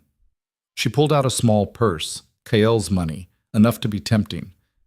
I'm told seized property sometimes stays in storage. I'm interested in purchasing any records or books from my late husband's shop. Corvin's eyes fixed on the purse. That's it? Just old papers? Sentimental value. He studied her suspiciously, but greed won. Wait here. He disappeared into the back. Thorn leaned against the doorframe, casual but alert. This seems too easy, he murmured. Because it is. Stay ready. Corvin returned with a wooden box. This is everything. Papers, ledgers, personal items. 20 silver. 10. 15. Liora handed over the coins and took the box. It was heavier than expected, packed tight with documents. They made it 2 blocks before the footsteps started following them. Thorne heard them first. He caught Leora's arm, steering her into an alley. "How many?" she whispered. 3. Maybe 4. He pressed the box into her hands. "Keep moving. Straight through to Merchant's Row. I'll handle them." "Thorne, go!" She ran. Behind her, she heard the footsteps quicken, then shouts, the sharp sound of steel on steel. She didn't look back, just clutched the box and ran through alleys she'd known her whole life, taking shortcuts that had been burned into her memory as a child. She burst onto Merchant's Row breathless and terrified. People stared, but no one stopped her. She kept moving, putting distance between herself and whatever fight Thorne was handling alone. The coaching inn was 5 blocks ahead. Safety. Neutral ground. She made it with her lungs burning and the box still intact. Thorne appeared 10 minutes later, blood on his knuckles, but otherwise unhurt. "They didn't want to kill me," he said, accepting the handkerchief she offered. "Just slow us down, see what we were carrying." "Did they see the box?" "Briefly, but they won't know what's inside." He glanced around the coaching inn's common room. "We should leave. Next coach is in an hour. Can you wait that long?" "I'll manage." They sat in a corner booth, the box between them. Leora's hands itched to open it, to search for the journal, but they needed privacy, safety. The hour crawled past. Finally, the coach arrived. They boarded quickly, securing a private compartment. Only then did Liora open the box. Papers spilled out, receipts, correspondence, ledgers. Thomas's careful handwriting everywhere. She sorted through it frantically, looking for the familiar leather binding. "There," Thorne said, pointing. The journal was at the bottom, wrapped in oilcloth. She pulled it out with shaking hands. Thomas's journal, the record of his actual life, not the fabrication Grimwood had created. She opened it to the first page. Dates, transactions, notes about supplies. All mundane. But as she flipped through, other entries appeared. Names she didn't recognize, amounts that didn't match the shop's income, references to the Duke's business and frontier intelligence. "He really was an informant," she whispered. "Did you doubt it?" Part of me hoped it was a lie. That Kael had made it up to justify the contract. She kept reading. "But this is all real. Thomas was gathering information, reporting to someone, probably Kael, and getting paid for it. Any mention of the debt Grimwood claims exists?" She scanned entries carefully. Thomas had been meticulous, recording every transaction. If he'd borrowed money, it would be here. But there was nothing. No loans from Grimwood, no promissory notes, no debts at all except the regular business expenses. "It's fabricated," she said. "The debt doesn't exist. Grimwood created false documents." "Can you prove it?" "The journal proves Thomas never borrowed from him. The timeline proves the promissory note was backdated. Look, Thomas was traveling to the northern camps during the dates on Grimwood's paperwork. He couldn't have been in the city signing contracts." Thorne leaned back, satisfied. "That's enough. The Duke can use this to destroy Grimwood's credibility, and once Grimwood breaks, he'll reveal who's paying him." Liora closed the journal, her hands still shaking. They had evidence, proof, a weapon to fight back with, but holding Thomas's secrets felt like holding a stranger's life. This man, the one who'd spied and lied and built elaborate covers, wasn't the husband she'd thought she knew. Maybe she'd never known him at all. But Kael was waiting when they arrived back at the estate. He took the journal without comment, disappearing into his study with it. Liora stood in the entrance hall feeling hollowed out and exhausted. Anna appeared with tea and sympathy. "You look terrible. What happened?" "Long story, involving footsteps and fights and discoveries I wish I hadn't made. About your husband, about everything." Liora accepted the tea gratefully. "Is there any way to unknow things, Anna? To go back to believing comfortable lies?" "No, but you can decide what to do with uncomfortable truths." The younger woman squeezed her shoulder. "Whatever you found, it'll make sense eventually." Liora doubted that, but she appreciated the attempt. She was finishing her tea when Kael emerged from the study. His expression was grim satisfaction. "It's perfect," he said. "Every inconsistency we need. Grimwood is finished. What happens now? Now I go to the capital, present the evidence to the Frontier Council, Force a formal investigation into Grimwood's business practices. He paused. And you stay here. Safe. Like hell I do. His eyebrows rose. Excuse me? This is my fight too. My husband's secrets, my fabricated debt, my reputation being destroyed by anonymous letters. I'm not staying behind while you handle it. Liora, the capital is full of people who need to see I exist, that I'm real, not some abstract weapon against you. She stepped closer. They're using me as ammunition because they think I'm weak, hidden, shameful, so we make me visible. We make me undeniable. He stared at her like she'd suggested burning down the estate. You want to walk into the council chambers, he said slowly, into a room full of peers and politicians who will tear you apart for sport. I want to stop being a secret. Stop being something you hide. She held his gaze. You said I'm yours. Prove it. Publicly. The silence stretched. Outside, birds sang. Inside, tension coiled tight enough to snap. If we do this, Kael said finally, there's no going back. The moment I acknowledge you publicly, you become a target. Everything you say, everything you do will be scrutinized and weaponized. Good. Let them scrutinize. Let them see exactly what kind of woman refuses to disappear quietly. His smile was dangerous, proud. Then pack for 3 weeks. We leave in 2 days. And Liora? Yes? Wear something that makes you look like you belong next to a duke, because that's exactly where you'll be standing.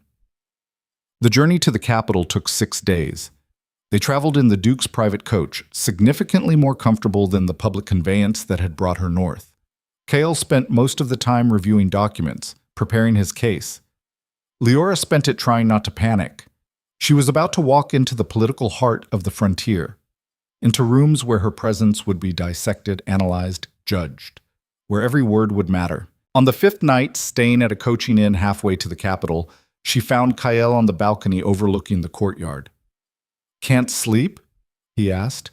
Too nervous. She joined him at the railing. What if I make things worse? Say the wrong thing, embarrass you, prove everyone right about me being a liability? Then we adapt. Politics is warfare, Liora. And in war, mistakes happen. The question isn't whether you'll be perfect, it's whether you'll keep fighting when things go wrong. That's not reassuring. It's not meant to be. It's meant to be honest. He turned to face her. You've survived a bad marriage, sudden widowhood, fabricated debts, and being transported to a frozen estate to work for a man with a reputation for cruelty. You saved my life when everyone else panicked. You stood up to merchants and extortionists and me. Why would you think politicians are worse than any of that? Because politicians have power. So do you. You just haven't learned to use it yet. He pulled something from his pocket, a small velvet box. This might help. She opened it. Inside was a ring, silver band, clear stone that caught the moonlight. It's not what it looks like, Kael said quickly. Not an engagement, but if you're going to stand beside me publicly, you need something that signals status. This was my mother's. It marks you as household, not servant, as someone under my protection officially. Liora stared at the ring. It was beautiful in a stark, northern way. No frills, no unnecessary decoration, just solid craftsmanship and clear purpose, like everything else in Kael's world. She slipped it on, perfect fit. How did you know my size? I pay attention. He smiled slightly. Does it feel right? It feels terrifying. Good. That means you understand the weight. He covered her hand with his, the ring between them. Tomorrow we reach the capital. The day after, we go to the council. Are you ready? No. She wasn't ready. She was terrified and out of her depth and absolutely certain this would go wrong in ways she couldn't predict. But she nodded anyway. Ready. The capital was everything the frontier wasn't. Crowded, loud, expensive, buildings stacked on buildings, people everywhere, the smell of too many humans packed too close together. It made Liora's northern estate feel like paradise by comparison. Kael had a residence here, a townhouse in the merchant quarter, maintained by a skeleton staff. They arrived at dusk, and Liora was immediately swept away by a woman named Helena who managed the household. You'll need proper clothes, Helena said, already measuring her with practiced eyes. The Duke said you're attending the council session. That means formal dress, appropriate styling, jewelry that signals status without being ostentatious. I know. That's why we're fixing it. 3 dresses minimum, all commissioned tonight for delivery tomorrow. Hair appointment in the morning, posture lessons this evening. Posture lessons? You carry yourself like someone trying to be invisible. At council, you need to be someone who belongs. Helena's smile was kind but firm. Don't worry, we'll make you ready. The next 24 hours were a blur of fittings and lessons and overwhelming information.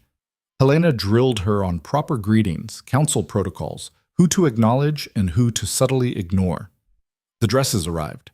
Beautiful things in deep blues and grays that somehow made her look like she'd been born to wealth instead of marrying into middle-class obscurity. The morning of the council session, Liora stared at herself in the mirror and barely recognized the woman looking back. She looked powerful, composed, like someone who could stand next to the Iron Duke without fading into his shadow. Kael appeared in the doorway, already dressed for council, formal coat, polished boots, every inch the frontier lord. You look... He stopped, choosing words carefully. Like exactly who you are. And who's that? Someone worth fighting for. Mchachaset. The Frontier Council met in a stone building that had probably been impressive a century ago and was now just old. The chamber was circular, with tiered seating arranged around a central floor where petitioners presented their cases.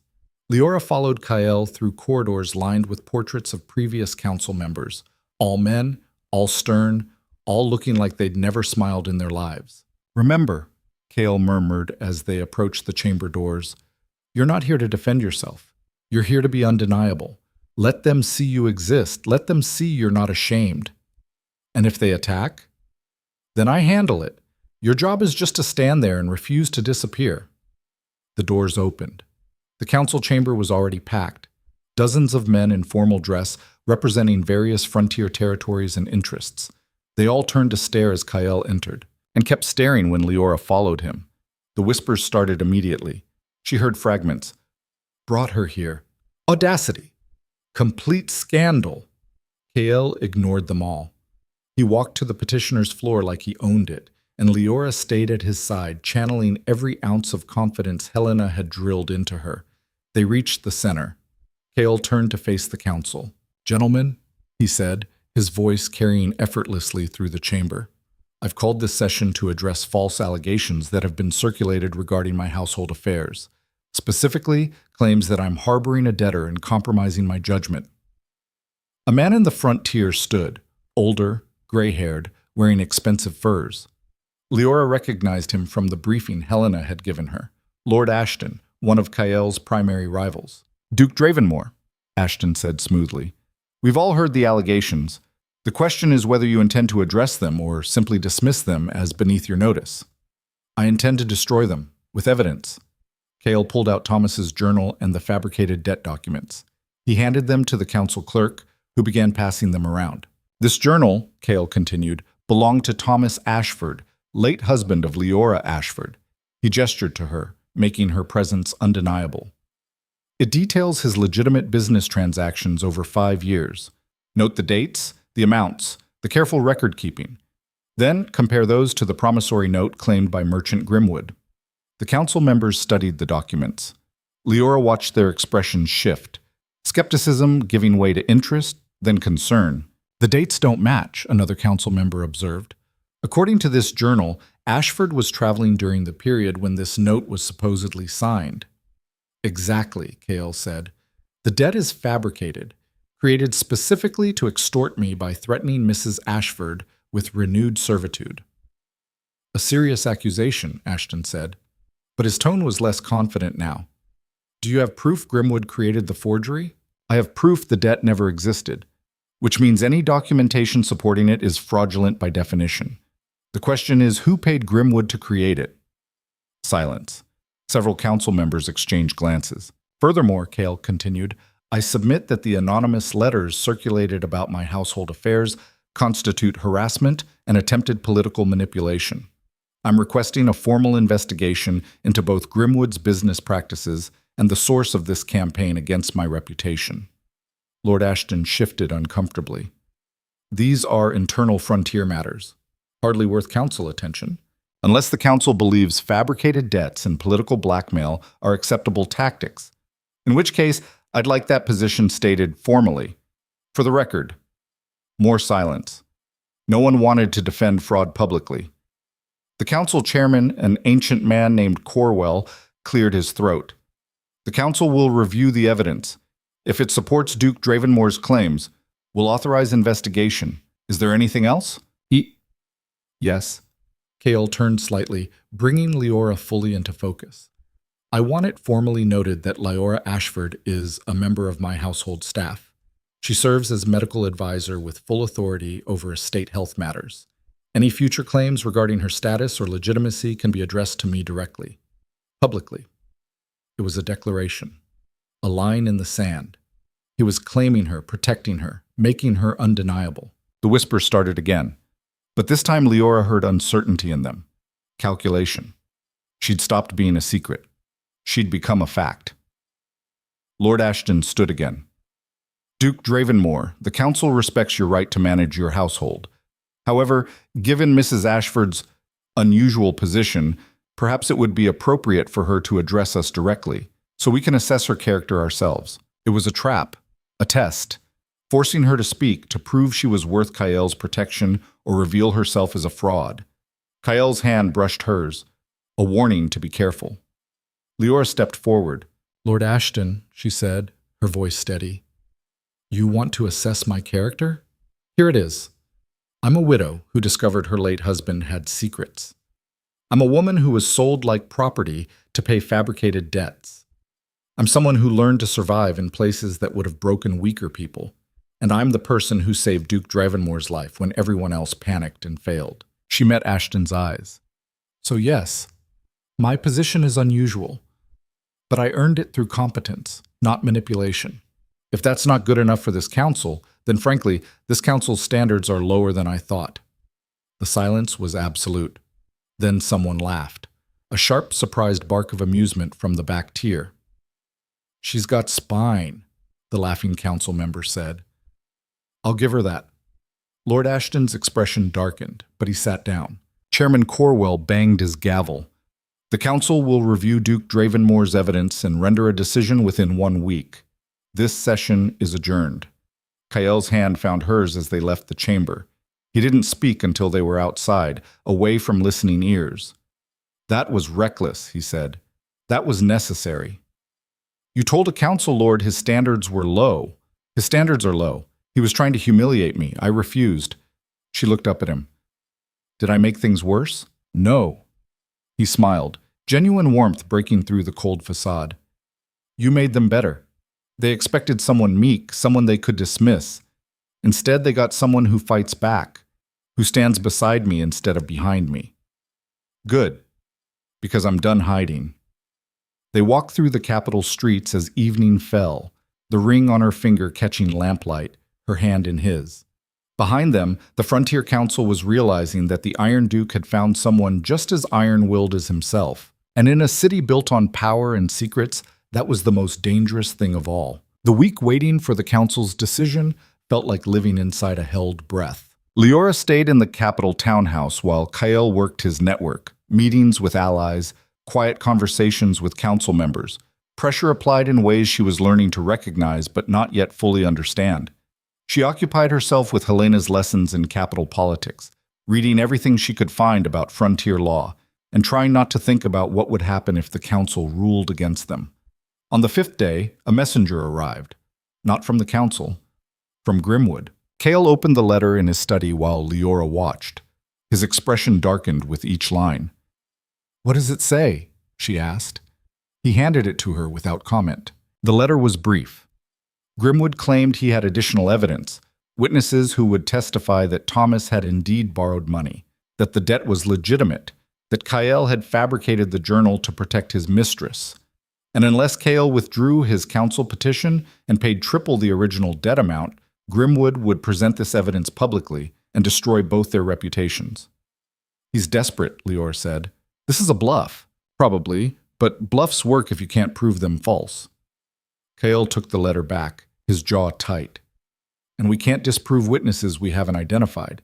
If he's found people willing to lie under oath, Then we find the truth before he presents them. In 2 days, Liora, we don't have time. We have Thorn. We have your network. We have the fact that lies always have cracks if you press hard enough. She stood, already moving toward the door. Where would Grimwood find fake witnesses? Who would he trust to lie convincingly? Kale studied her for a moment, then something shifted in his expression, respect mixed with calculation. The docks, he said. That's where he operates, where he recruits people desperate enough to do anything for coin. He grabbed his coat. If he's buying testimony, he's doing it there.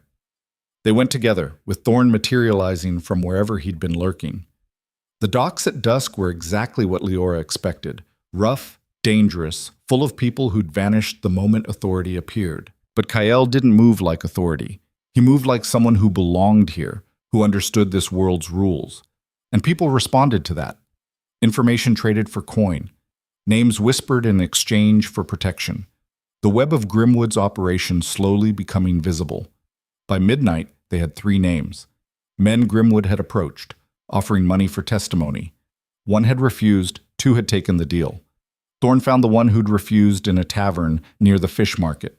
The man, weathered, maybe 40, with the cautious eyes of someone who'd survived by knowing when to talk and when to disappear, looked up as they approached his table. You're Dravenmore, he said flatly. I am. Grimwood said you'd come looking, said to tell you nothing. And yet you're still sitting here instead of running, which means you want to talk. The man, he'd given his name as Marsh, took a long drink.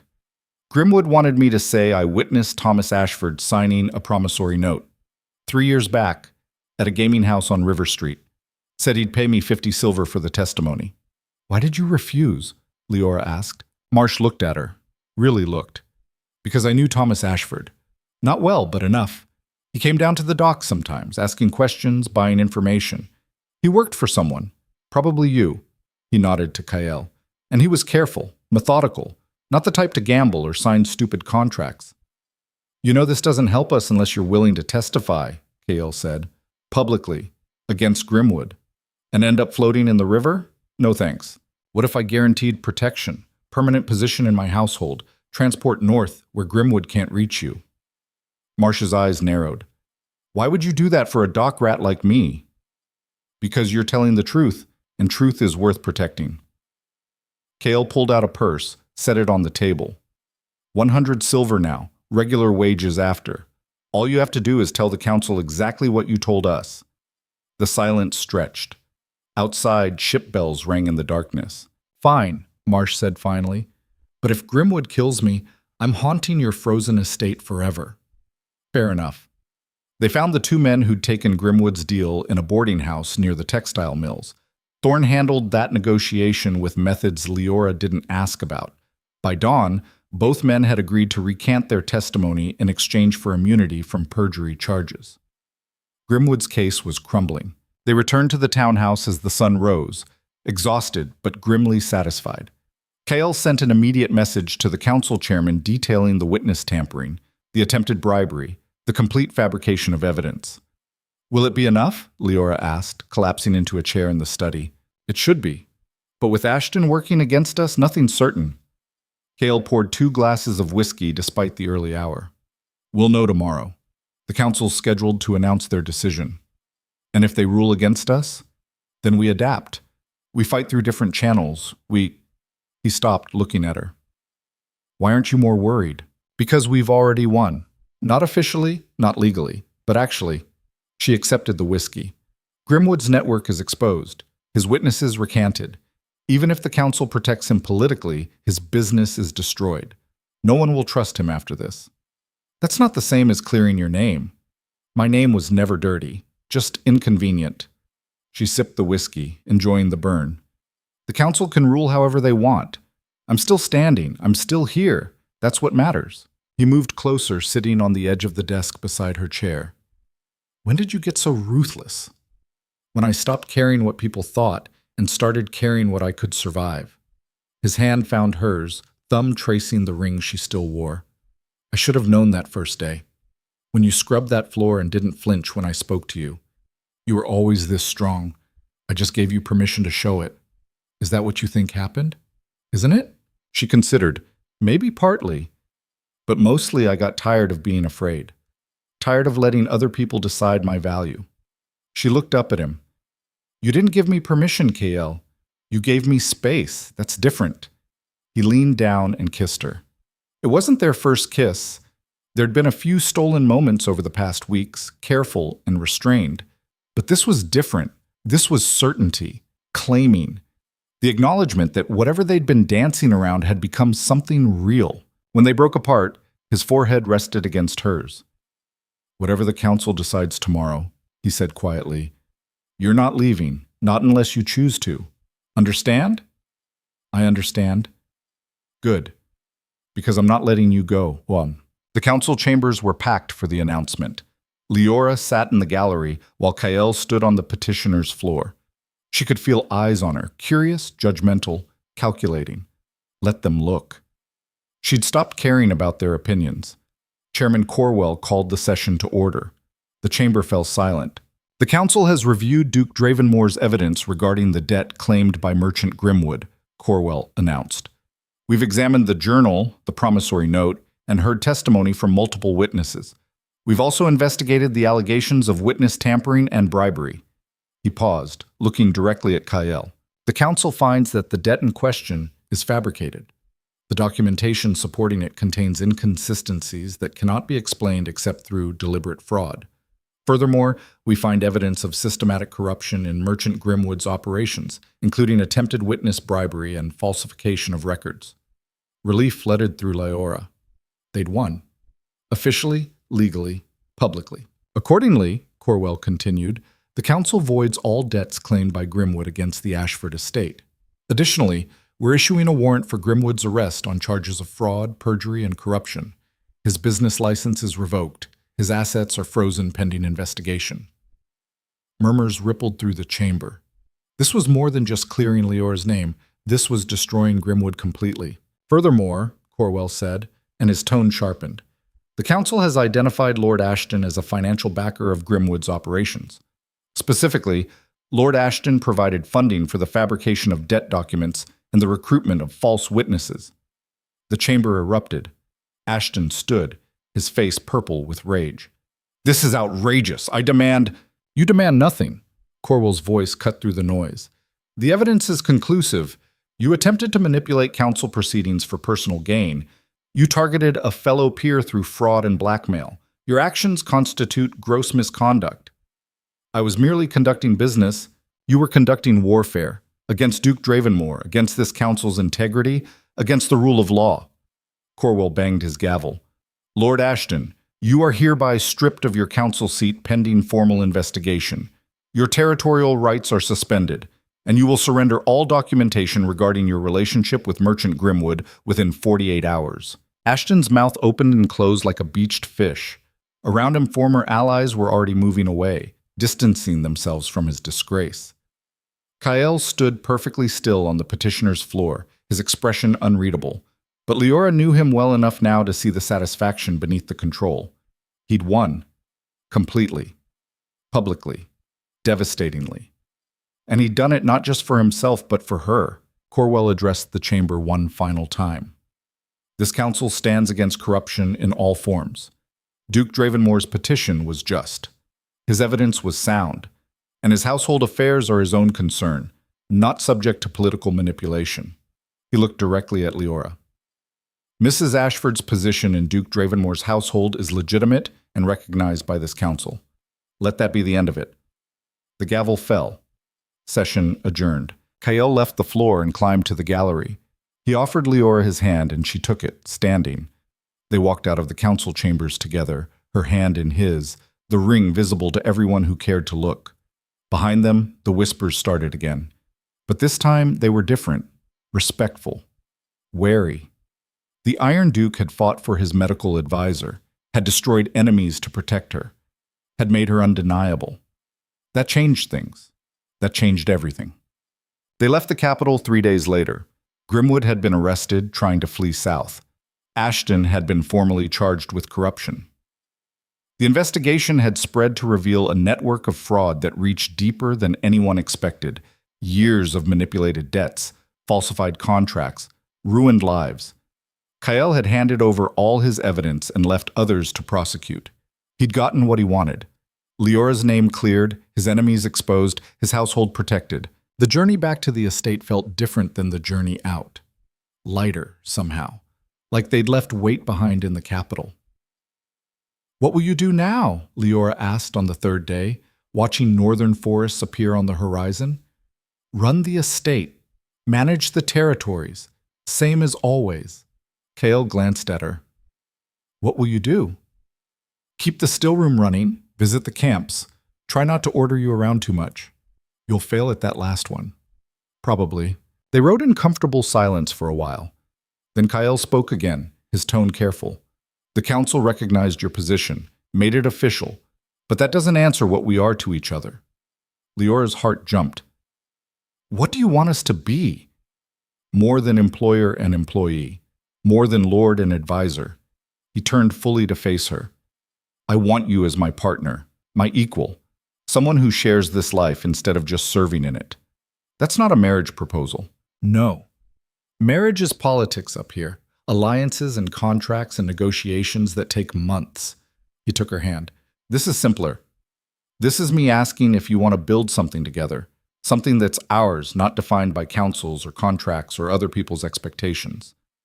She thought about the woman who'd been sold like livestock 6 months ago, desperate, terrified, certain she'd never control her own life again.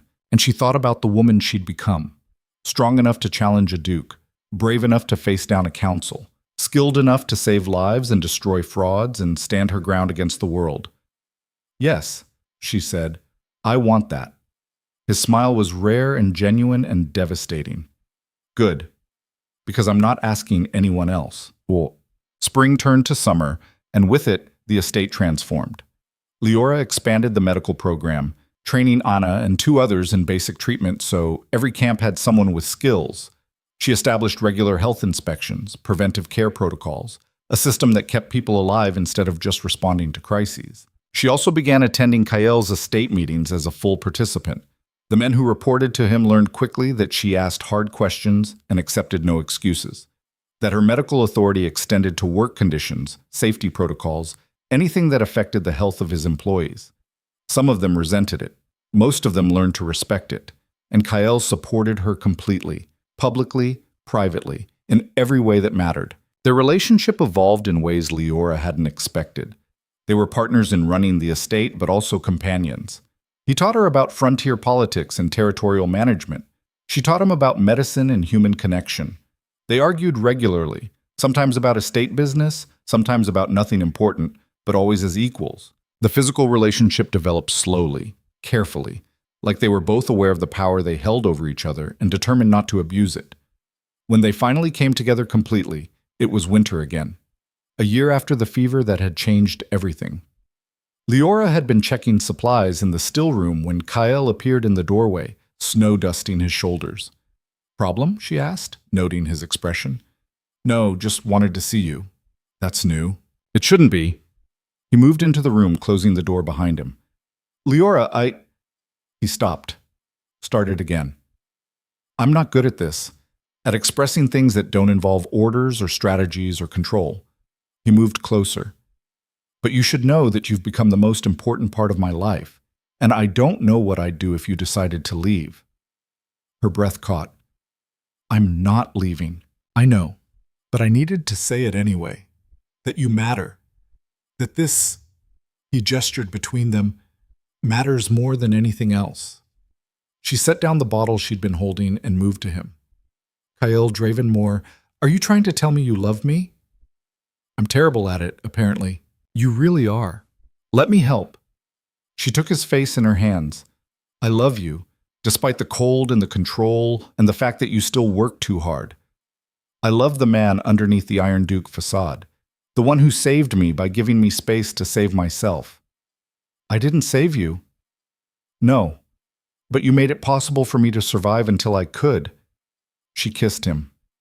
"That's better than saving. That's partnership." He pulled her closer, and for once his control cracked completely.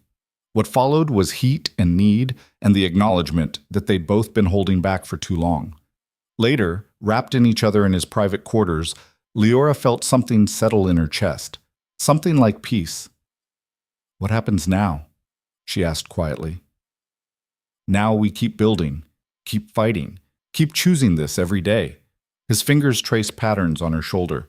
Unless you want something different. Like what? Like marriage. Officially. Make this legal as well as real. She was quiet for a moment. Would that change anything? Legally, yes. You'd have full rights to the estate, protection under my name, formal status that no one could challenge. And emotionally? Nothing. We're already committed. This would just make others recognize it. She considered. Marriage had trapped her once, to a man with secrets who'd left her drowning in consequences. But this was different. This was choice. Partnership.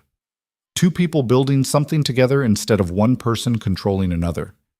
Ask me again in a year, she said, if we still want this. If nothing's changed, then we'll make it official. A year? A year. To prove we're choosing each other, not just reacting to circumstances. He smiled against her hair. Deal. Achal? The year passed faster than Liora expected. There were challenges, a harsh winter that tested their supply systems, political maneuvering from other frontier lords who resented Kael's influence, the ongoing adjustments of building a partnership in a place built on hierarchy. But they navigated it together, made decisions together, fought and compromised and built something that felt solid in a way nothing else in Liora's life ever had. On the anniversary of the day she'd burned the voided contract, Kael found her in the still room. It's been a year, he said without preamble. It has. Do you still want this? Want us? She looked at him, this man who'd started as her owner and become her partner, who'd given her space to become strong and then stood beside her as an equal. Yes, she said. I still want this.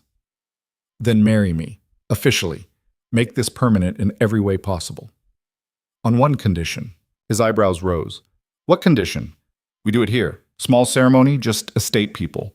No capital politics, no council observers. Just us and the people who actually matter. Done. They married 3 weeks later in the estate's small chapel.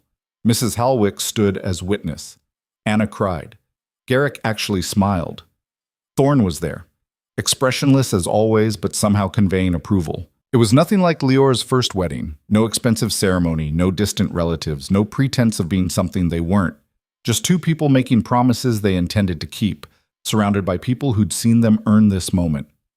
That night, standing on the balcony of their shared quarters, looking out at the northern wilderness that had become home, Liora felt something she'd never expected to feel again. Happiness. Real, solid, earned happiness. What are you thinking? Kael asked, joining her. That I was sold here like livestock, that I thought my life was over, that I was certain I'd never be anything but property again. And now? Now I'm the wife of the most powerful man on the frontier. I run a medical program that serves hundreds. I make decisions that affect entire territories. I'm someone who matters. She turned to him, and it's terrifying and wonderful and nothing like what I imagined. Better or worse? Different, but mine. Actually mine. She took his hand. Thank you for that. For seeing what I could become instead of just what I was. I didn't see anything. You were always this strong. You just needed permission to show it. No, I needed space. You gave me space. He pulled her close, and they stood together watching the northern lights dance across the sky. Natural beauty in a harsh land, like everything else worth having up here. Behind them, the estate hummed with life. Workers preparing for tomorrow. Guards changing shifts. The whole complex machinery of power and survival that Liora had become essential to. She'd been sold to the Iron Duke and become his equal. She'd been property and become a partner. She'd been invisible and become undeniable. And standing there in the frozen north, wrapped in the arms of a man who'd learned to love by learning to let go of control, Liora Dravenmore understood something crucial. Freedom isn't something given. It's something built. One choice, one battle, one refused surrender at a time. She'd built hers from nothing, in the hardest place imaginable, beside the most difficult man she'd ever known. And she wouldn't trade it for anything in the world. The northern lights danced on, painting the sky in colors that had no names. Tomorrow would bring new challenges, new battles, new tests of the partnership they'd forged. But tonight, they'd won. And that was enough.